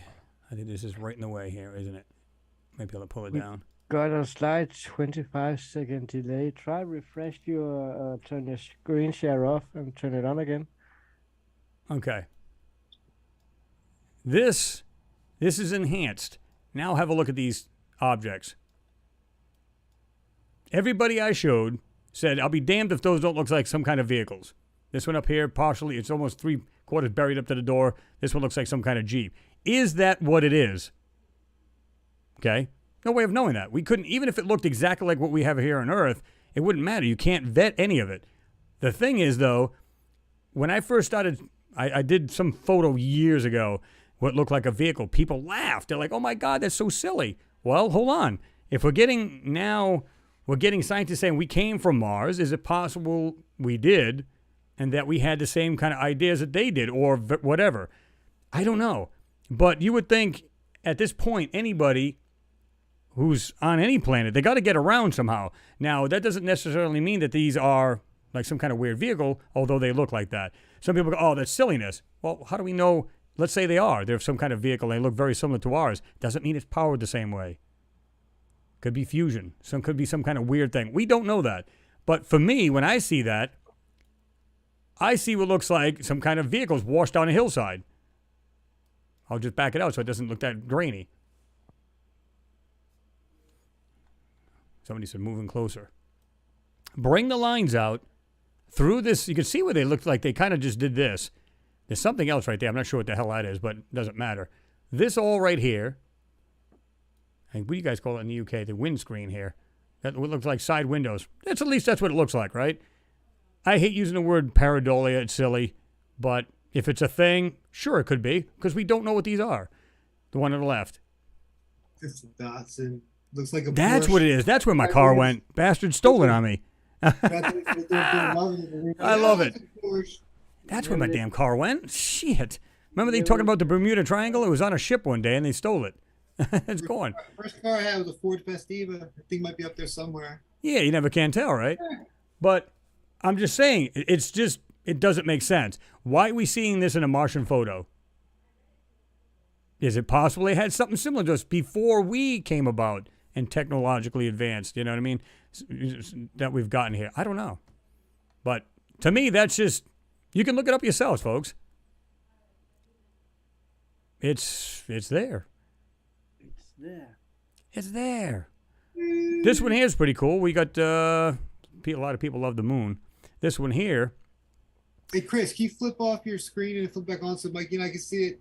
The screen share off and screen share on. We're still in the map. Okay. Yeah. Right. Okay. Now I got to try to find it again.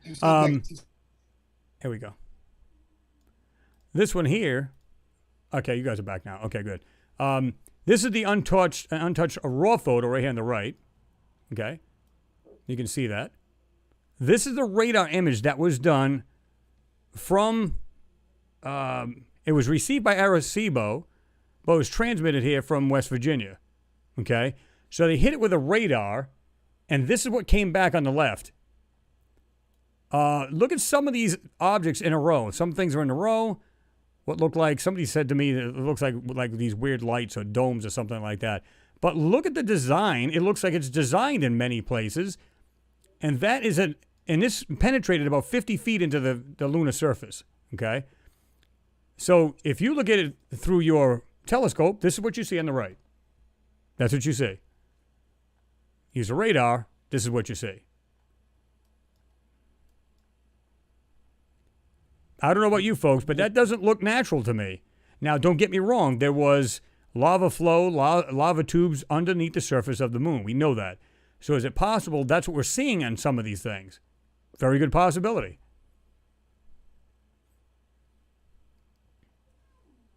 Let me see.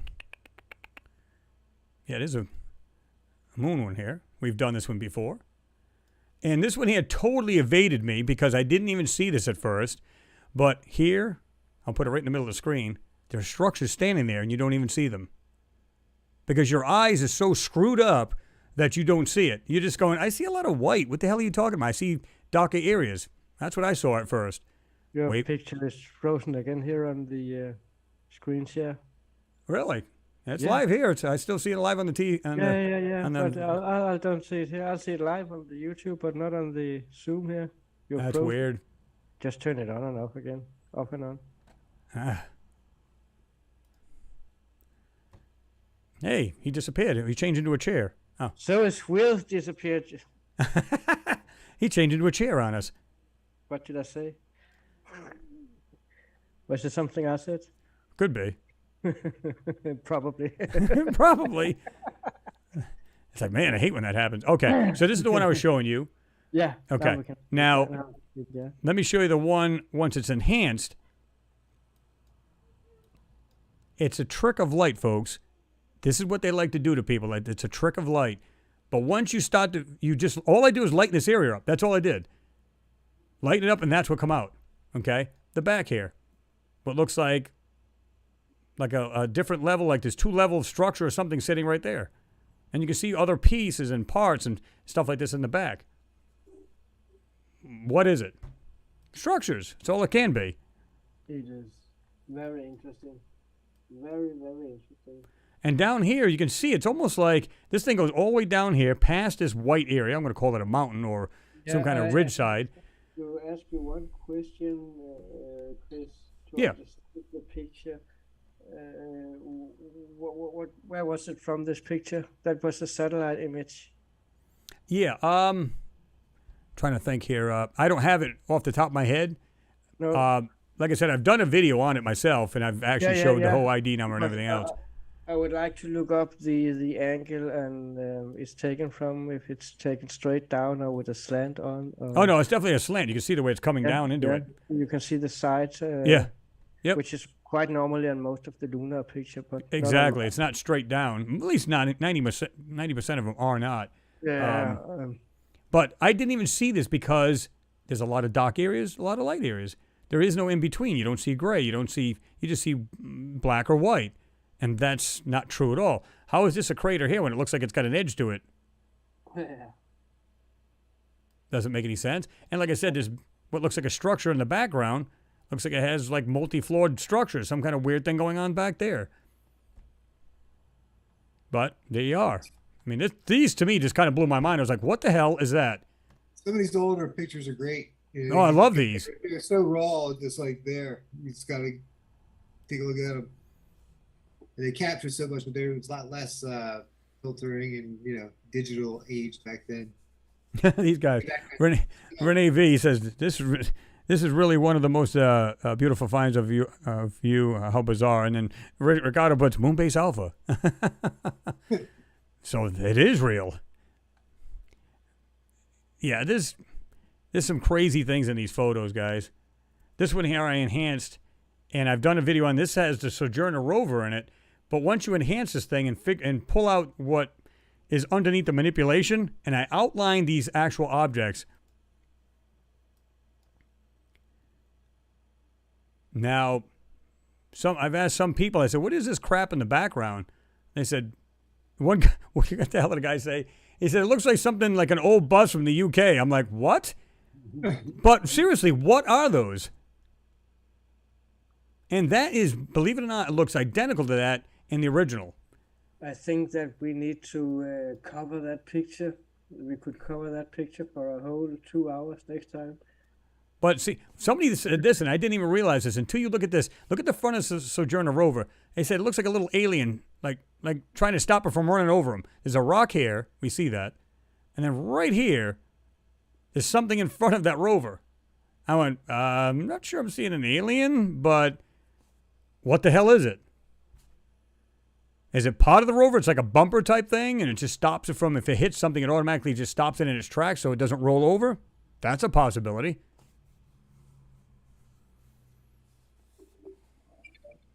Yeah, but there is something, yeah. Yep. There's something there. You can see it. There's a black thing that we gotta figure out where the sun is coming from first. It's coming from the other side. Yep. So you It's on this should be side coming able this way. to rule the shadow out unless it's from the Sojourner's wheel, but the wheel is not tall enough to cast a shadow up there. Yep. So there is something fishy to that dark area in front of the Sojourner. Well, here's another thing. How about this right here? Right in the middle of the screen. What is that? Nice straight edge, another straight edge down. I'll back up just a little bit because it does get grainy when you go way in, but check that out. What the hell is that? It's not a simple rock. You can tell it's not a rock. It doesn't look like a rock. It looks like something from the back of a fancy plane or something we're getting, you know. Well, somebody said, where's the cam? Simply Steve 68. Well, that actually was the lander that took the photos of this. I'm trying to remember what was the name of the rover? I mean, the lander. You guys remember? The Sojourner, and then there was the Mars lander, the inside lander, the Mars. Well, this goes back now. This is 90, 91, Yeah. 94, 95, somewhere in there. What's the name of it? Oh, and I should remember them all. I went through them yesterday. Well, this is a Sojourner, but as far as the lander, I don't remember what the lander was. Now, Kyle, you asked, and thanks again for your support. You said, "How did the rover make it through all of those rocks?" Well, it didn't. That's why the actual mission was failed. Basically, it got wedged up against a rock. They said, and that was the end of it. And I can kind of understand that. Look at the size of the wheels on this thing. How is that possible? Going to go anywhere in there? Look at the. I mean, very, very, very, very first little pioneer rover we sent it up. yeah. But listen to the theory. The theory is that it still works. Okay, Ricardo said the Pathfinder. Yep. Thank you. Pathfinder, yeah. Yep. Yeah. And I had it. I'm going. I know what it is. Well, God damn it! But so thank you. That's why these guys are awesome. So this is what I'm saying. So you've got what looks like this weird little thing in the beginning between the rover itself and the rock. People, a little alien. And again, I don't know if that's some kind of weird bumper thing that just stops it from. If it kept going, it would just literally tip over if it went over that rock. I mean, there's just nowhere around it. It would just get wedged in there. So I think what it did is it tried to go back and forth, and it just couldn't do it. Yeah, I lost your screen again. I'm still looking at the. How about you, Thomas? Are you still looking at the? I'm looking at YouTube live here with a little bit of delay on. Yeah, I was trying to check it out on YouTube too. Yeah. Because it takes every time Chris goes on share on Zoom, it takes 10 seconds and it freezes. It's like, no, you can't get the. There you go. Okay. So this one I thought was very interesting too, right? Really cool. I've seen these in a while. Let me see here. And a lot of like I said, my subs have seen this anyway. This one here I just done recently. This one here is cool because some of the things that are in here just really kind of, baffle a mind because this is completely hidden in the original. You almost can't see this right here, this archway. But what's more important is the things that are right off the edge of it. Look at this, nice 90-degree angle. Something else that looks like a box-type feature sticking out of it. All of the parts laying on the side of it. It's like I tell people, listen, it's one thing to see a 90-degree angle, maybe 2 or 3. Of course, nature makes that. We know that. But when you have things like this in the middle of the screen, this piece right here in the sand, come on. You know what I mean? There's things in here that just don't make any sense. This right here, you can see some of it's white, the rest of it is actually blocked out, meaning it appears to be in the shadows because you can see the whiter part and then you can see the shadow kind of runs pretty close to it, right? I'm just going to talk over you for a second because we got another one of our good old anomaly hunters in the chat also, Martina Graney, that says Pathfinder and Sojourner. Hello, Martina. Oh, she in there? Martina Graney, what's going on? Yep, Pathfinder. Yep. Martian, Mrs. This one's loaded with a lot of cool stuff in it. Really, really cool stuff. Not sure what that is, and all of these other little things on the side of this. And again, we can see a shadow right here. So this sunlight's coming like this here. It's just coming down almost, not completely, I'm going to call it noontime. It's not coming straight down like this because you can see the shadows off to the right. Then you got these right here, shadow. And then it looks like something sticking out here, and there's more of a shadow. So it's almost consistent. It's almost like they're compartments than there are anything. Mm. The others, like, I'll just jump over to the other side. Everybody will get seasick and throw up over here. This one's pretty neat because, like I said, you see these what look like panels and what looks like twisted metal or something right here. I'm not sure what they even make of that. And then what we have is this weird looking disc thing. Almost like a beat out rock right here. See this? Kind of weird design or cut out on that rock. This is almost not even visible. This disc-like thing, whatever that is. But look at the way this right here on the very right, look at the way that comes down, nice and smooth. Goes across, slants upward, has a nice smooth corner, comes back. I've never seen layered rock do that. It's almost like this whole area has been decimated and it was actually a structure. And now, don't get me wrong, this could easily be a mountain, which means they might have built into this thing. And what we're seeing is a blown apart mountain, and all of the rooms we're now seeing the cutout from it. And look That's at it, a very good theory. Because one of the theories that also goes about Mars is about that explosion it was a explosion of nuclear power, seismic power that basically shaked even rocks to pieces. Everything that was standing less than a meter above the ground would be shaken to pieces and shattered by the seismic frequencies that came after an explosion. And that's why we see things like statues that are spread all over. And you just said it yourself, building compartments, and you actually are looking at the inside of a construction. You're just not aware of it because it's been standing outside for 2,000 years and got covered in exactly. So we are looking at open structures that basically just have the same color as its surroundings. So our eyes don't see it right away before we start thinking about it. Not sure what this white thing is up here either. But you can see, like, look at it. Straight edge right here. Put it right in the middle of the screen. Straight edge going up. So even if, that's why I believe if these are mountains, buttes, or whatever, they built into it. You know what I mean? Instead of having independent, standing structures, they just built into the, because again, if you got 300-mile-an-hour winds there, which they do. Now, according to NASA, it would be around a 60-mile-an-hour wind here, a 300-mile wind gust up there. Because of the atmosphere, right? Okay, so even radiation, if you're not living in an area that's protected by a radiation or the magnetic field of the planet, because it's sporadic, it's not all the way around Mars, and it's not completely gone. So, but if you happen to be in that area, if you lived inside a mountain, what's a good insulator for radiation? Sand. Rock, sand. It just makes sense. It just, Soil. Yep, exactly. Don't get me wrong, you have to be X amount of feet underground in order to avoid that. But still, look at it. If this is, and I tell everybody, I don't think this is really the sky. This is crap. I think this is much higher than that. And because there's so many times I've seen a bunch of what looks like a bunch of rocks come down and going, where did it come from? Mm-hmm. Or it looks like stuff that's like block as opposed to just rocks. And you go, okay, so where did it come from? There's so much of it. It looks like it barely fell down, 10, 15, 20 feet off the ground, off the top of this, I should say. Things that also make me wonder sometimes now that you're saying that is I've noticed some of I look a lot of satellite images, and lately I found some sand dunes, big sand dunes, and on top of those sand dunes were rocks, or what looks like rocks, and I am like, okay, can anybody explain to me how come there's rocks on top of a sand dune? Because we know that sand dunes are moving with the weather conditions, and everything on top would be absorbed with time. So if anybody could tell me how does rocks get on top of a sand dune without getting absorbed by the dune? Yeah, I mean, over a course of how many years? Yeah, I guess about how far down. Thousands of years. There's a white piece in here. Got that nice bend to it like this here. Has what looks like some kind of black area right there in the middle of it. Not that clear because you actually have the sunlight showing in, then it's dark in the shadow.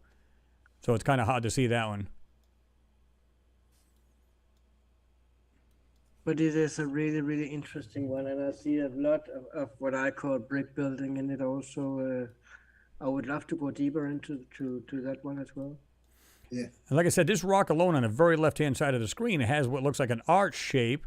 It has a line, and another line. Yeah. What is that? It's pretty spot on too, art shaped. Yeah.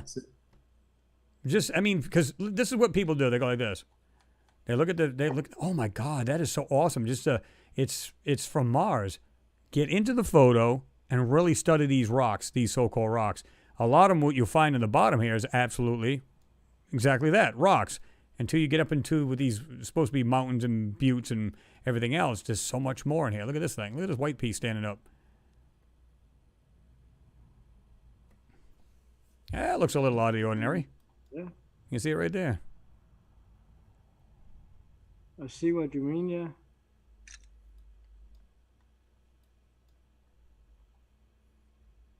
Yeah, you can just look carefully. You can see this stuff. I was looking back through your through the chat. Your B. Baker's asked, "What do you guys think of the electric universe theory, aka thunderbolts of the gods, explaining weird canyons, craters, and rills on the moon and Mars?" I've actually watched that documentary. Probably was it 10 years ago, or something like that. It was interesting. The Marks do look very similar. Like they would take it and electrify it how it was. Very well could have been. So there's so many theories out there for different things. Have you guys heard of the electric theory at all? I have. I'm not sure I'm a big fan of it because there was a channel that showed that where it showed soil, and it showed like electric, like I'm going to call them mini electric lightning bolts, right? And it literally showed this almost like a valley in the sand because of the electricity, and that's where they're saying that the big trench came from on Mars. And then some people say no, it was a planet at one point come down and it literally scraped across Mars. I don't know. Yeah, Yes. it was interesting. It's like they definitely said, who knows? So, but when everything was coming together, and what we're looking at now too, there's so much out there. They're definitely the buttes when it comes to this places, especially the new Piercy images. Like they're like it looks like structures just under them, and they're all popping up at the top too with perfect angles. It's. I guess we can take questions, We right? been on here for almost 2.5 hours now. Right. What is it? 4:14 on my end. Yeah. Hey, I go to Moon one more time. This doesn't look like much. This was one of the ones that I done way back. This is when we first saw from this, or one of the ones. And this was it came in. This is just kind of in the middle of nowhere. And so I started searching, and you start getting another one, a little bit more structure. This is one of the ones that came out last. This thing's just sitting out in the middle of nowhere on the moon. Yeah, I like that rectangular part. Whoop, just hit the mic. That I can rectangular go part. on for 2 more hours, but I need to get some coffee, guys. So I'm gonna leave you for about 2 minutes. Oh yeah, go ahead and do what you got to do. Yeah. You got a hall pass. You're okay. See this right here? You got like this weird rectangular piece right here in front of that one. Look on your very left-hand side of it. Right there, there's a rectangular piece sticking down. No, right against it. You got that piece there. It's got that angle, and then you got right to the right of it. There's that rectangular piece. See it? Just barely sticking out of it, at the face of it. So there's shapes in there that should not be there on a random rock, meaning the moon. You wouldn't expect anything to have any organization whatsoever, at all, and yet there's some things that do. It's got a lot of it that's just kind of sitting there. Yeah. Casting a shadow. You can see the shadows in the other pictures where they're taking different angles that you barely see it. How like easily obscured it is. You see the L shape right there and the outline of it. That's what it first came out as. That's kind of, I guess, it's turned upside down in that picture. Yeah, I was just looking through the website, looking at the ones that I had remembered. Send it back to you. Somebody asked, was that MG Toe? What's going on, MG Toe? You said, have you explored Antarctica? I have. I've actually done a lot of videos on that. In fact, I got one, Antarctica, and I think it's Hidden Secrets or something along them lines. That is my other channel. And I've done that because other people who have, we've worked with and stuff like that, and and got it and put it over there. There's a lot of crazy things. In fact, I got another photo that has what looks like these weird. I'm gonna put the best way I can put it is it looks like the Noah's Ark. That's only been found 8,000 times, but anyway, it's literally on top of this mountain. It's just crazy. My first video I ever did, basically I put up was civilization found on Antarctica, and that basically one day I came back to YouTube. I forgot I made this account, and I just put that video up, and I came back to it, and I learned the truth about YouTube really quick. That people can call you everything in the book and rag you and drag you and make you feel like hell. It's like, you're an idiot, you're stupid. That's not I came back and had like 1 million hits. So literally that was the first thing. I guess it somehow got into the Google algorithm back then. So I was like, you know what? Now I got a channel. I might as well start making videos. That's where I just started listening to the stuff about the Mars stuff. I was like, let me show this. But yeah, Antarctica is an amazing place. It's probably like as under that ice is going to be interesting. Well, it's not even on under the ice. I'm not even sure I follow that part of it, but there's parts of that Antarctica where they got military bases, and if you just look not far away from there, there's actually what look like structures all over the damn place.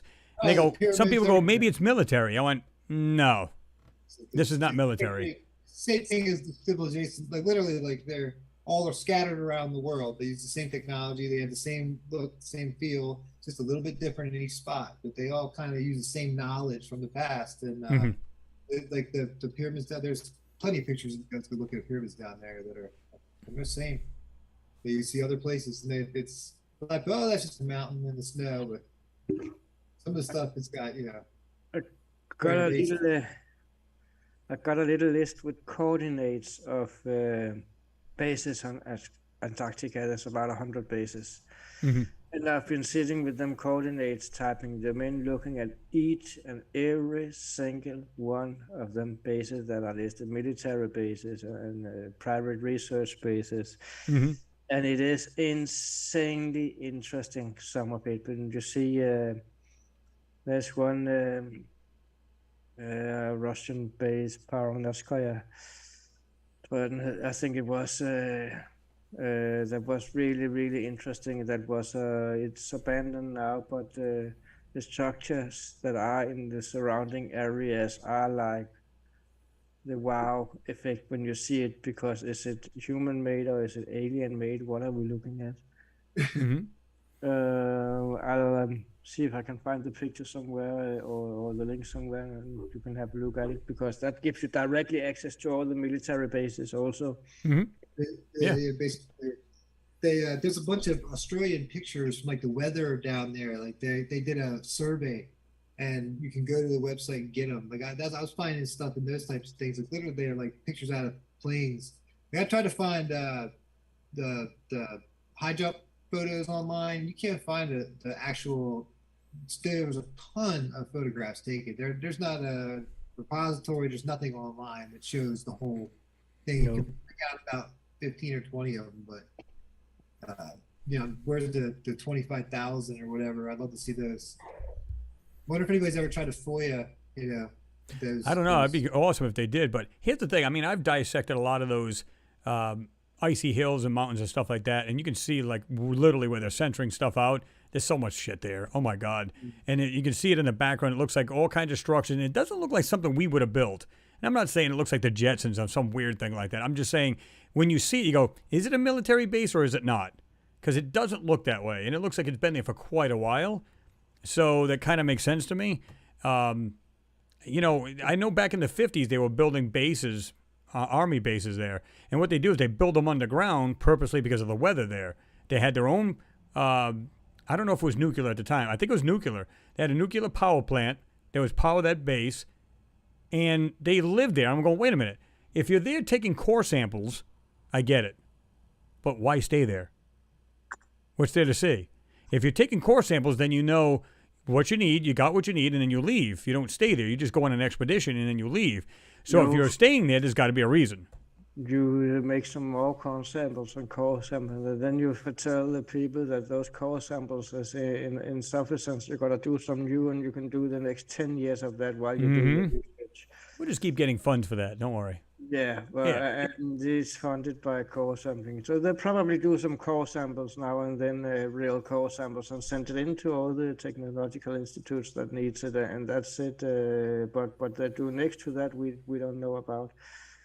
And there was a question in the chat here that's saying, why did, let me see, it disappeared, but it said, why did all those famous people go to Antarctica a few years ago? And that is, there's a lot of theories about it, because it's not only what's famous, it's also politicians, high-ranking people, it's presidents and kings and queens and so on and so on and so on. And nobody seems to want to tell what it is there, or open up about what it is that is around Antarctica. Then we had the Buzz Aldrin that just suddenly was going to mention out of Antarctica, saying it's pure evil down there. If what was that? I missed that. Huh? Yeah, Buzz Aldrin, when he went up there, he said it's pure evil that's up in Antarctica. So it's kind of like, okay, why would you take Buzz Aldrin unless he was curious? Now, he can keep a secret because clearly he did about the moon missions. Why not? You know what I mean? The rumors about Antarctica also tells us that one of our ancient forefathers possibly should still be alive and be living down there. And we are talking about a person that, according to some of the tablets, was dismissed or sent to exile in the land of the horned beast, which was Marduk. Yep. And Buzz Aldrin basically described Marduk, an old being, older than nothing, pure evil, because that would be how somebody would perceive Marduk if they don't know Marduk or what he stands for. There was a pure evil.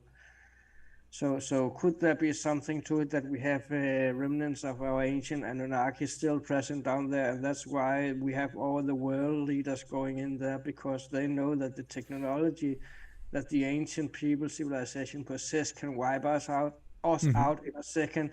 If anybody is left of that ancient civilization, it's about making diplomatic bonds with this sort of being, and this could explain why you have, like, for example, Buzz Aldrin, the first man on the moon to go there, all the presidents and all the high-ranking people down there, and all done in secrecy. Is it Marduk that they are being showed? Is it an ancient being from Anunnaki that's still alive down there in their so-called Anunnaki high fortress that should be under the ice on Antarctica? The question is probably a question that we won't get an answer for at any given time, but the rumors will always exist. So what is there on the Nazis made it there too. They say that the Nazis were fascinated with it. Yeah. And they said U-boats had made it, and there was a. Why do you think the Nazis was fascinated by it? I mean, I know that Hitler was fascinated by the occult in general and those types of things, but they spent a lot of money. The Nazis were fascinated by it because Hitler did his research, and that was one of the reasons for why he also went to Antarctica. Hitler was very, very interested in ancient history. And yes. Marduk, he had a whole team of people working 24 hours to dig into ancient history. Hitler was completely excited, like a little child, to go to Antarctica. Oh, he was obsessed. He was obsessed, Yeah. And he believed that he would find something there, which I think they did. They didn't find Marduk.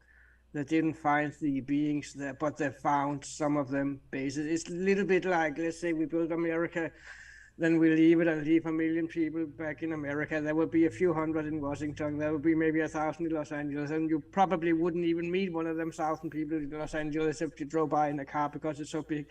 It's kind of the same on Antarctica. They lived there, and some was left back.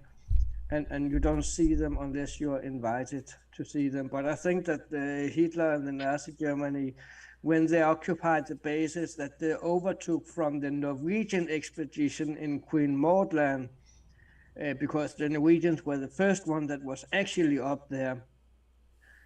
German came after them. They took over their bases. I don't know on what terms they overtook their bases. If they took them or they agreed to it, I don't know about that. But they come in there, and it was in that area that these German so-called U-boat access ways and facilities, what you call it, U-boats, storage, harbors, underground. Yep, they were underground, yeah. Yeah, underground. Had like underground lakes, and they were just located. Yep. Queen Maryland, Queen Maud Land. That was up there in the area where the Norwegians was first. So the big question is, what was it the Norwegian found that made the Germans storm to Queen Maud Land in big amounts of men, numbers of men and material, and then overtake the whole area, and basically ending up sending the Norwegians back home again and staying there till the day they are here now? What is going on there, and what did the Norwegian people found up there? I think they found a bunker I think they found facilities. Oh, of course. I mean, listen, there's a reason why it's off limits to everybody. You can't fly over it. Now, people go, well, you're not allowed to go to Antarctica. Yes, you are. You can go to Antarctica. They have, like, tours you can go on. Like, if you're a tourist or you want to go on a ship and you want to see whale watching and all, they got all that up there. However, there's areas up there that you are off limits to, period. Yeah. And what's funny about it, I seen several photos of the ports that are up there. These large ships, they have bulkheads that open up like this. Mm-hmm. So I'm going, okay, so what would you need? Why would you need a ship like that with bulkheads that you can lower things into? Mm-hmm. So what are you taking out of Antarctica that you need a ship that big? Mm-hmm. Many ships that big. Unless they're saying, hey, you know what? The ice is melting. Before this becomes visible, we need to get rid of everything we possibly can. What's going to be left over if they take let's say there's technology up there and they take the technology. What's going to be left of structure? Who cares at that point? We got the biggest toys, so we don't care. They can't do it. It would be the same as saying, okay, overnight we're just going to remove all mailboxes in the whole America. You can't do that. There will always be somebody somewhere. Well, that's my point, though. But you're going to try to get as much as you can out of it. And you know what I mean? For repair and coming on later. You can't remove boxes in America. It's kind of the same, yeah. Well, I mean, a lot of it, like I said, is probably buried. Kind of like when we're looking at the Mayan, civilization, where a lot of that is still buried in these forests, these rainforests and stuff like that. And the only way they can find them is through radar. So LiDAR, yeah, that as well. So to me, if you go up there, there's a reason why you're staying up there and you're going up there with a lot of ships. It's one thing, again, now, as far as we've talked about this before, somebody said something about, I think it was warmer up there. It was absolutely warmer up there. There was 2 geologists that went up there, and of course, there was all kinds of other scientists up there. They did core samples. They had core samples that were probably 3-4 feet long. And what they did was they found it. They had it in a glass tube, and they said, look, you can see all of the mud and sand and dirt and everything else. Then it went to organics. Then it was like slush, and then it was ice. Mm-hmm. So it was absolutely like the Amazon jungle back X amount of years. So why is it hard to believe there could be a civilization living up there at one time? We don't know. Frozen. When did it stop? When did it get frozen? They're saying, 16, 20,000 years? At some point, it was the last ice age. So, there's a lot to consider. It's really, if you wish you could sit down with people who've been up there and literally say, just come on, man, give me the skinny, man. What's going on here? Get them drunk and they'll just tell you anything. You know what I mean? Tell you the full truth. Yeah, this is what happened. I've been up there. They got structures up there, spacecraft, whatever, whatever the hell is up there. You know what I mean? Who knows? Maybe Hitler's still up there. He's buried up there somehow because he just wanted to be up there. But Ricardo, thanks again for your support. You said the live chat is awesome. Dark Journalist Channel calls it the Ideas Room for good reason. Yes, indeed. It has been 2.5 hours. If you guys are ready to jump, then we can do that. Because I know, Thomas, it's probably, what time are you over there? It's 10:30 in the evening here. Oh, it's not too bad, but still the week's coming up. Yet. Yeah. If we start talking about the Baltic Sea, normally I can go 6 more hours. I swear to God, I was going to say the same thing. Get them going, and that's it. But it's not an undersea anomaly. Yeah. So what about you, Will? You got anything else to contribute to, like other things, like you might have like ideas that you want to throw around and see what the people over here in the chat say about it? bedrooms. I've got one more picture I would like to throw out. That's what I pun it to. to Thomas Goodward. Oh, I gotta share the screen, then it works better. Actually, it's two pictures. But again, we are talking about ancient I remember these. ancient civilization, Mm-hmm. ancient cities, ancient walls. I remember first time I saw this satellite image, I saw, whoa, that's a foundation for a house. Yep. Gotta Or a be large house, block or something like or yeah. a farm or something like big house or something, from an airport or something big hangar size. I was like, whoa, that's pretty amazing. And I didn't really think more about it, and I looked at it again. It's just like, whoa, that's an evidence of something down there that's square. And again, size of it. Size is everything. So we went in to get some size on it, and you can see that the bottom end of that square is almost 1.8 kilometers long, which is like a little more than a mile. So this is not a foundation for a little house. This is not a factory building. Might be a walled city or something. Not a hangar in an airport. That's a city-sized Yeah. wall. Like a walled city, yeah, that's what it looks like to me. City-sized wall, yeah. Yep. And it's cool because when you first see the bottom part, you go, oh, yeah, I can see the walls. No, but then you look at the top right corner and you go, holy shit. It's squared off up there, too. And you go, wow. I love these satellite photos. I've been measuring the walls at the bottom on the side also. It's like, I think it's over 150 meters wide. So my thought was, what if we're talking about this cataclysmic event, a nuclear blast or seismic blast explosion? What if what we're looking at here in reality was a pyramid? And that's the last line of rocks that actually was underneath the sand back then that you can still see part of. And everything else was just blasted to people and blown away kilometers or miles away.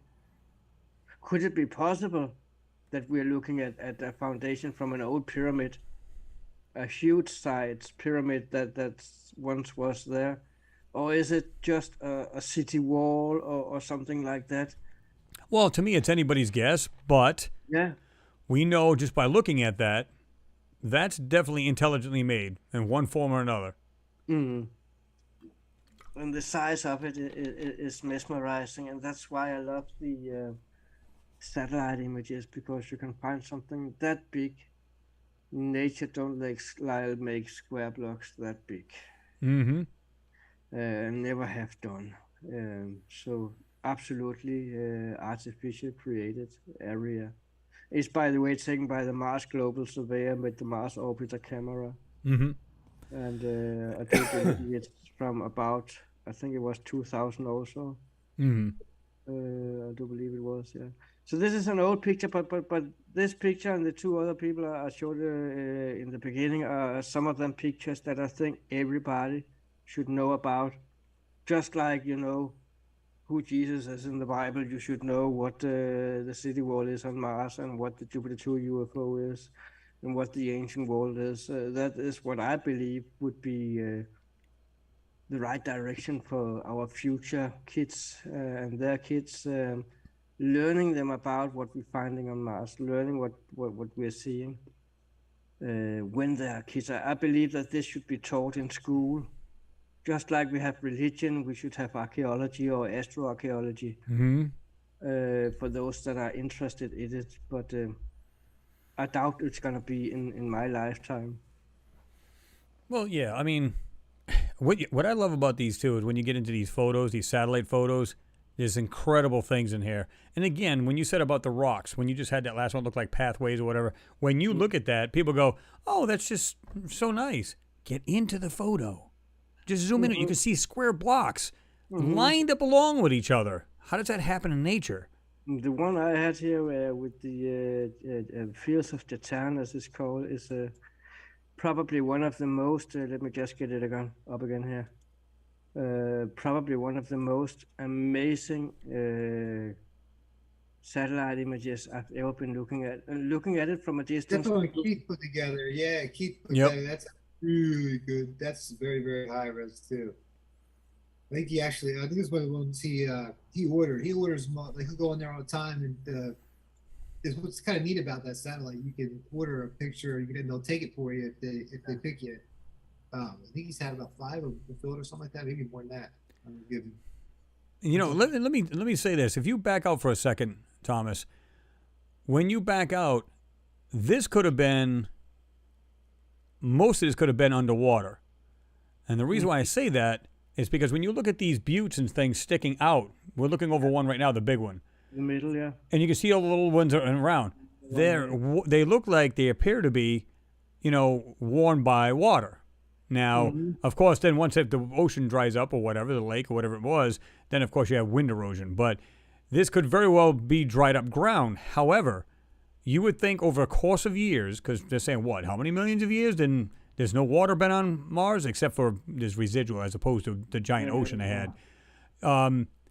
That those would have been already covered up by now by dust storms and everything else. So that tells me this is well after that, and that these could be very well newer, and like you said, mined, so on and so forth. Yeah. And this could have been a real mining. It could have been roadways. It could have been anything, you know. And when you zoom right into those things, you can see you kind of look into those little darker lines. Take a closer look at them. They definitely do some intersecting. Yeah. And some of them are perfect. Now, don't get me wrong. Obviously, streams and little brooks and stuff can do the same, right? Yeah. But they don't go on the elevated areas. that's a perfect cross between them. Look at it. Cross perfect. Yeah, exactly. It's not. There's a triangle right there. There's a triangle right there. Right there. Looks almost like a full triangle with a round circle right there in the middle of it. And you got these straight cuts, as I talked about before, where you can see the cut in line. Mm-hmm. And if this was broken natural, it would have been zigzag pattern all the way. But these are the same line all the way. You can take a ruler and it will follow the line all the way, straight lines all the way. And this is what I meant with earlier when I said that I think it's a quarry site where they basically chopped up everything that was. Well, here's the other thing too. How about go back to that for a second? I'm curious. If I was to look at that photo and it was in color, I would swear that that's a countryside with farmland. Look at the way the actual people's property is broken down. If you zoom into that, you can see it looks like properties all broken down. Like you could see if there was farming area and stuff like that. See, we almost got the same area down here in color, but you can just see the top of the white one here. Don't go that far down. Mm-hmm. But that's the RGB color. Red, green, and blue mixed together. What I would like to have is the infrared IRB up also, because it does show some of the features you don't see. When you go into the colored satellite image, you don't get the same resolution. It's still good. It's still amazing, but you don't get the same resolution when you go close. So if you want a good result and want to take some good pictures or prove life on Mars, hang on, I just gotta look at that one. What's that? Then you have to go up to the black and white area of it where the resolution are highest and the contrast are clearest. Oh yeah. But yeah, these are amazing images from Mars. Keith worked on those. You can see the size of the where the one chunk was out of it. Like literally, worked so many photos to make that. It's amazing. Like the hard drives must have to store these things. Because you can see where the one chunk is out of it. Like when you pull back out, there's like one little piece missing from the gigapan. That's like one little baby strip. So that's why you can zoom in so close. These things are super high res. It is so crisp. It's so awesome. That's like this is what's cool about just the whole citizen thing. Like it's our data too. Like, you know, Keith did this, NASA didn't do this and put it out. You know, they these painstakingly stitched this together. It's amazing. Mars is amazing. These guys. Well, With the size of this area, you're never gonna get finished if you think you're gonna sit on. oh yeah, it's going to take a long time. I've covered this area up here, and I got about 100 anomalies in this tiny little area. Oh yeah. So one day sooner or later, and I've been looking at this one for over 2 years now. I've got to move on and get to the rest of the area because It's like just take too darn long. there's just as much proof on life on Mars in the rest of the area as there is here, where you could see all the rocks are gone and somebody just took a grab full of rocks with them or whatever they did. It's so clear that this is an area that's been messed with, that's been moved rocks around and taken rocks, and the infrastructure in it says it all to me. It looks so artificial it all. Oh, absolutely. You can just see the way this thing looks. You want to like get into every area of this, especially a lot of the the areas where it got a lot of dense rocks, and look at it really carefully. If there are more, square, rectangular rocks, so on and so forth, you want to see that. You want to really see what's going on because you don't know if that was structural at some point and then blown to pieces. And like Will said earlier, what happens if you got a 200 to 500? You understand, Mars had more ocean than we had. Mm-hmm. And so if it was basically a giant freaking, ocean. So what happens if it's 1,000-foot, wave? It would just annihilate everything in its path. Yeah, it would. That's true. It's, I wouldn't, and if it's going 600 miles an hour, there's not a structure out there that's going to stand up to that unless you're underground. No, maybe a pyramid or something like that, but not even that, I think, would survive. No, I don't think so either. I mean, it's got a whole lot better chance, sure. Yeah, it's a lot of water can move a lot. Oh, yeah. Well, just look at it. I mean, if the water's just a billy, above the door in your car, just getting up there can push your car off the road. If you're trying to go across a stream or something. So, yeah. Now, picture a 500-foot wave running at 600 miles an hour. Yeah, I don't think you're going to be able to dodge that. Big picture of the year. Yeah. See where that rock's broken away right there? You can see that big rock. It's broken away in that section, yeah. What caused that? Something had to have moved that. That's wild. Earthquake, maybe? Or Marsquake, rather? Like you can see they even cut a thin slice out first. Yeah. Yeah. It's so touch this area, so artificial. The whole area. Notice how the rocks here, they're like sun shaped. It's all ending the same. Yeah, it's got a middle section with all the other ones going around it. Yeah.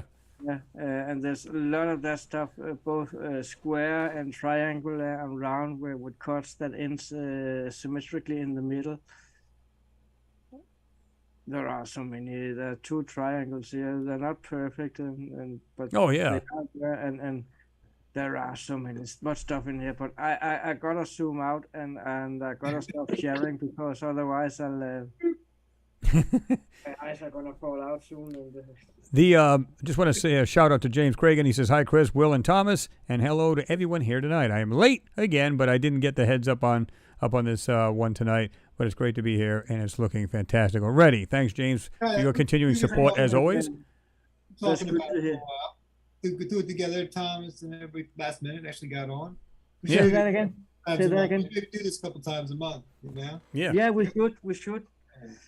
And also, shall we give our viewers a little promise and say that we actually will going to do it once? Yeah, what we're going to do is, I think we even mentioned this where we were talking amongst ourselves saying, well, we probably should do this at a set day, like all first the time. Sunday in every month, and it's Sunday today, and it's the first Sunday. So what do you guys say in about 4 weeks? Will we be back? Well, I'm not sure about Sundays because I usually take my son back to college on Sunday evenings. The only difference is he's got a friend of his taking him back to college this weekend. Okay. So unless we make it earlier, which I don't have a problem with, we make it earlier on Sunday. We can, or we can make it Saturday. It's up to you guys. Yeah. I mean, as long as it's after I get out of work, which is after about noon. But for you guys out there that are sitting and watching and thinking, well, when am I going to find out? If you're not subscribed to Chris's channel, do it now and you get a notification, or you can follow us on Facebook. We'll for sure post it on the SpaceLink TV pages, any upcoming live with Chris and Will, and also on my own profile, Thomas Mikey Jenson. Well, Jenson. I'm gonna drop every link. So what you guys, I'll have these guys give me any links to their Yeah. channels, Facebook pages, so on and so forth. And what I'll do is I'll drop them under this video once it's been, done by YouTube and everything else, and finalized and everything else. So I'll make sure all the links are there. And you definitely want to jump on these guys' channel because they've got some really interesting and cool stuff to see. Just want to give another shout out to Richard. Thank you again. You said Will and Thomas. It's been a delight to have you both on the live chat with Chris. Hangout, rather. And you are all brilliant in this topic and command respect for your work. Well, thank you very much. We do appreciate that. A lot of time staring at the screens. Oh, God. It's funny because I had a guy say to me one day, he goes, man, he said it, he wasn't really directly at me. He says, man, this guy sees something in every photo. That's not true. How many photos have you guys looked at and seen squad in it? Millions, like literally. Just go Oh, my God. I can't even count that high. The whole secret is to pretend It's that should just look normal and don't say you don't see anything in it, because I get a lot of them pictures and people are sending me pictures with absolutely nothing in it. yeah. That's okay, because the people that are sending them are curious and they don't know what they're looking at. Right. So And there's nothing wrong with that. when I get pictures of blurry curiosity images, Yeah, it's tougher, yeah. small Martians with his right hand raised and he's got a little pink Yeah, hat. that I never see. Now, again, I haven't seen that at any given time, and praying I don't mantis. believe in it, to be honest. I respect what other people are seeing, absolute. Oh, yeah. A bad word about it, but I don't see small green men in either spirit, opportunity, curiosity, or perseverance images. Well, I guess it depends on how much you zoomed in. So in other words, when you zoom in quite a bit, you start to see squiggly lines. You see what looks like circles, and maybe you do see like what looks like a person. Now, some people go, no, I don't even zoom in that far, and I can see what looks like people in it. And I tell people honestly, I do not see that. Maybe because my mindset is machinery, structural, because that's what I used to do it for a living. I used to set up machines for a living. So structurally, I'm thinking structures, mechanical. So that's what maybe I'm more wired to see. Some people deal with people all the time. Maybe they're more wired to see that. I don't know. I don't see it. I'd be totally honest with people, When we are talking about rover images, the thing that I see and stumble across right away all the time is the size. And not shouting at anybody, but when people, as I said before, coming and tell me that they see this and that, and they have 2 legs and they can walk and have this clothes on, I'm like, do you know that this is a 2.5 centimeter rock you're looking at? Yeah. No, it's And like it's it's 4 miles by- off, and it's like, that person must be about and the 18 person feet will tall. come back to me and say, no, it's a fully grown Martian. No, There's no way to have that 2.5 to resolution. 3 centimeters tall. And I had it before. There was a great example. There actually was a good picture, a really good picture. I think it was Curiosity or Perseverance that came out with something that looked like a spike. Mm-hmm. Yep. And it's not more than a month or 2 ago it came out. It was a really good one, and I did my own version. Yeah. Of also. I know exactly which one you're talking about. But some of the titles I read on that pictures was like huge antenna. Yep. Communication. It's not that big. Now it's 4 centimeters tall, and Yeah. I'm like, if people would just spend 1 minute. Well, here's the other thing, too, though. Remember before, and you guys can vouch for this, way back in the day, even when I first got on, I started making videos, which was like, 2012, 2011, they used to have a lot more scale. They used to have the scales on these photos. At one point, there used to be a lot more scaling. Even in their own pans, they had scales. Try to find one now. One now. You won't find it. Why? It's all about trickery of the eye. And that's exactly why I add scale, as you can see on the images I do on satellite images, because I can get it on the JP2 image. I was going to say, if you get it in the JP2, you're good. Yeah. To there, and that's to make people aware that's actually, and it might sound wrong, sorry for any feminists out there, but size matters. When you're talking about anomalies on the moon and Mars, size matters, because if you don't understand the size, you can't comprehend or put together what you're looking at. As exactly. I said, it was a great example with the mast, the radio tower mast. That's 4.5 centimeters tall. The picture was great, and I posted it myself. I loved it. Yeah. But it's not a 100-meter tall mast, and it's not. Well, it's all about that clickbait. Yeah. Yeah, what I but mean? And sometimes I'd rather when not do you, that. when That's you think you know people that are doing anomaly hunting, you think you know them better. yeah, And, yeah, and in this case, I actually know the person that came out with them with yeah. it, and the titles the person put on was like, I think it's an interesting anomaly, but I'm gonna find another title. Yeah. Well, here's the thing, though. It's kind of like people who say they've been abducted. Now, I'm not saying people have not, because there's been people who have. Yeah. What's funny about it is I can come up with any one of us can come up with a story and go, you know what? As a boy, I was abducted, and I was actually walking down the street going to my friend's house, and I seen this really, really bright light, and then I was taken up into this craft. Prove me wrong. You can't. You can't. So this is the BS that they throw out to these people because people don't know any better. They're looking, well, maybe this is real because I've heard of abductions before, but that doesn't mean every one of them's real. And that doesn't mean just because you see like what looks like this little Martian, that's what it is. It could be anything. It could be a manipulation. It could be a centering. It could be another rock sitting on another rock, and you just wouldn't know the difference. And because the resolution is not the best in these photos. Even the PDS ones are not that great. They're clear. They're pretty darn good. But are they perfect? No. So, and a lot of people get duped, and they go onto these channels. They go, oh, my God, this guy's telling the truth. He's been abducted. How can you prove him wrong? All right. How do you know? I can just spew out a story all day long, and it doesn't mean shit. You know what I mean? So, that's why I tell people. The more times you tell it, the more you'll believe it, too. Right. So. Exactly. Kind of like Basiago. Yeah. It's like, oh, yeah, It was fun, there. guys. I had a good time. It was good to. Yeah, actually was. It's just Sharpie, and John Sharp says, Will is quiet.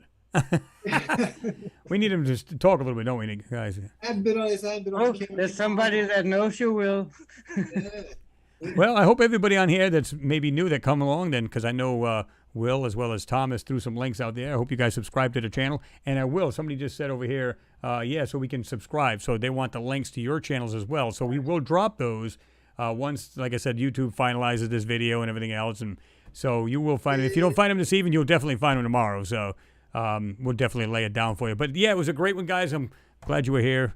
And I appreciate all the support from you guys, whether it's just, wow, you guys are doing a great job to, throwing some coffee money at us. Appreciate it. It's always a pleasure to be here with you guys. And it's been nice because it's been a while since I've been on a live feed. People are like, dude, come on, man, hook us up. So I understand. I get it. I wanted to be with you guys. And I said, what better way?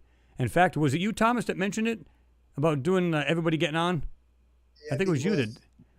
Say that. Wasn't it you that said, hey, why don't we all get on? We get Will on here. We'll all do a live feed.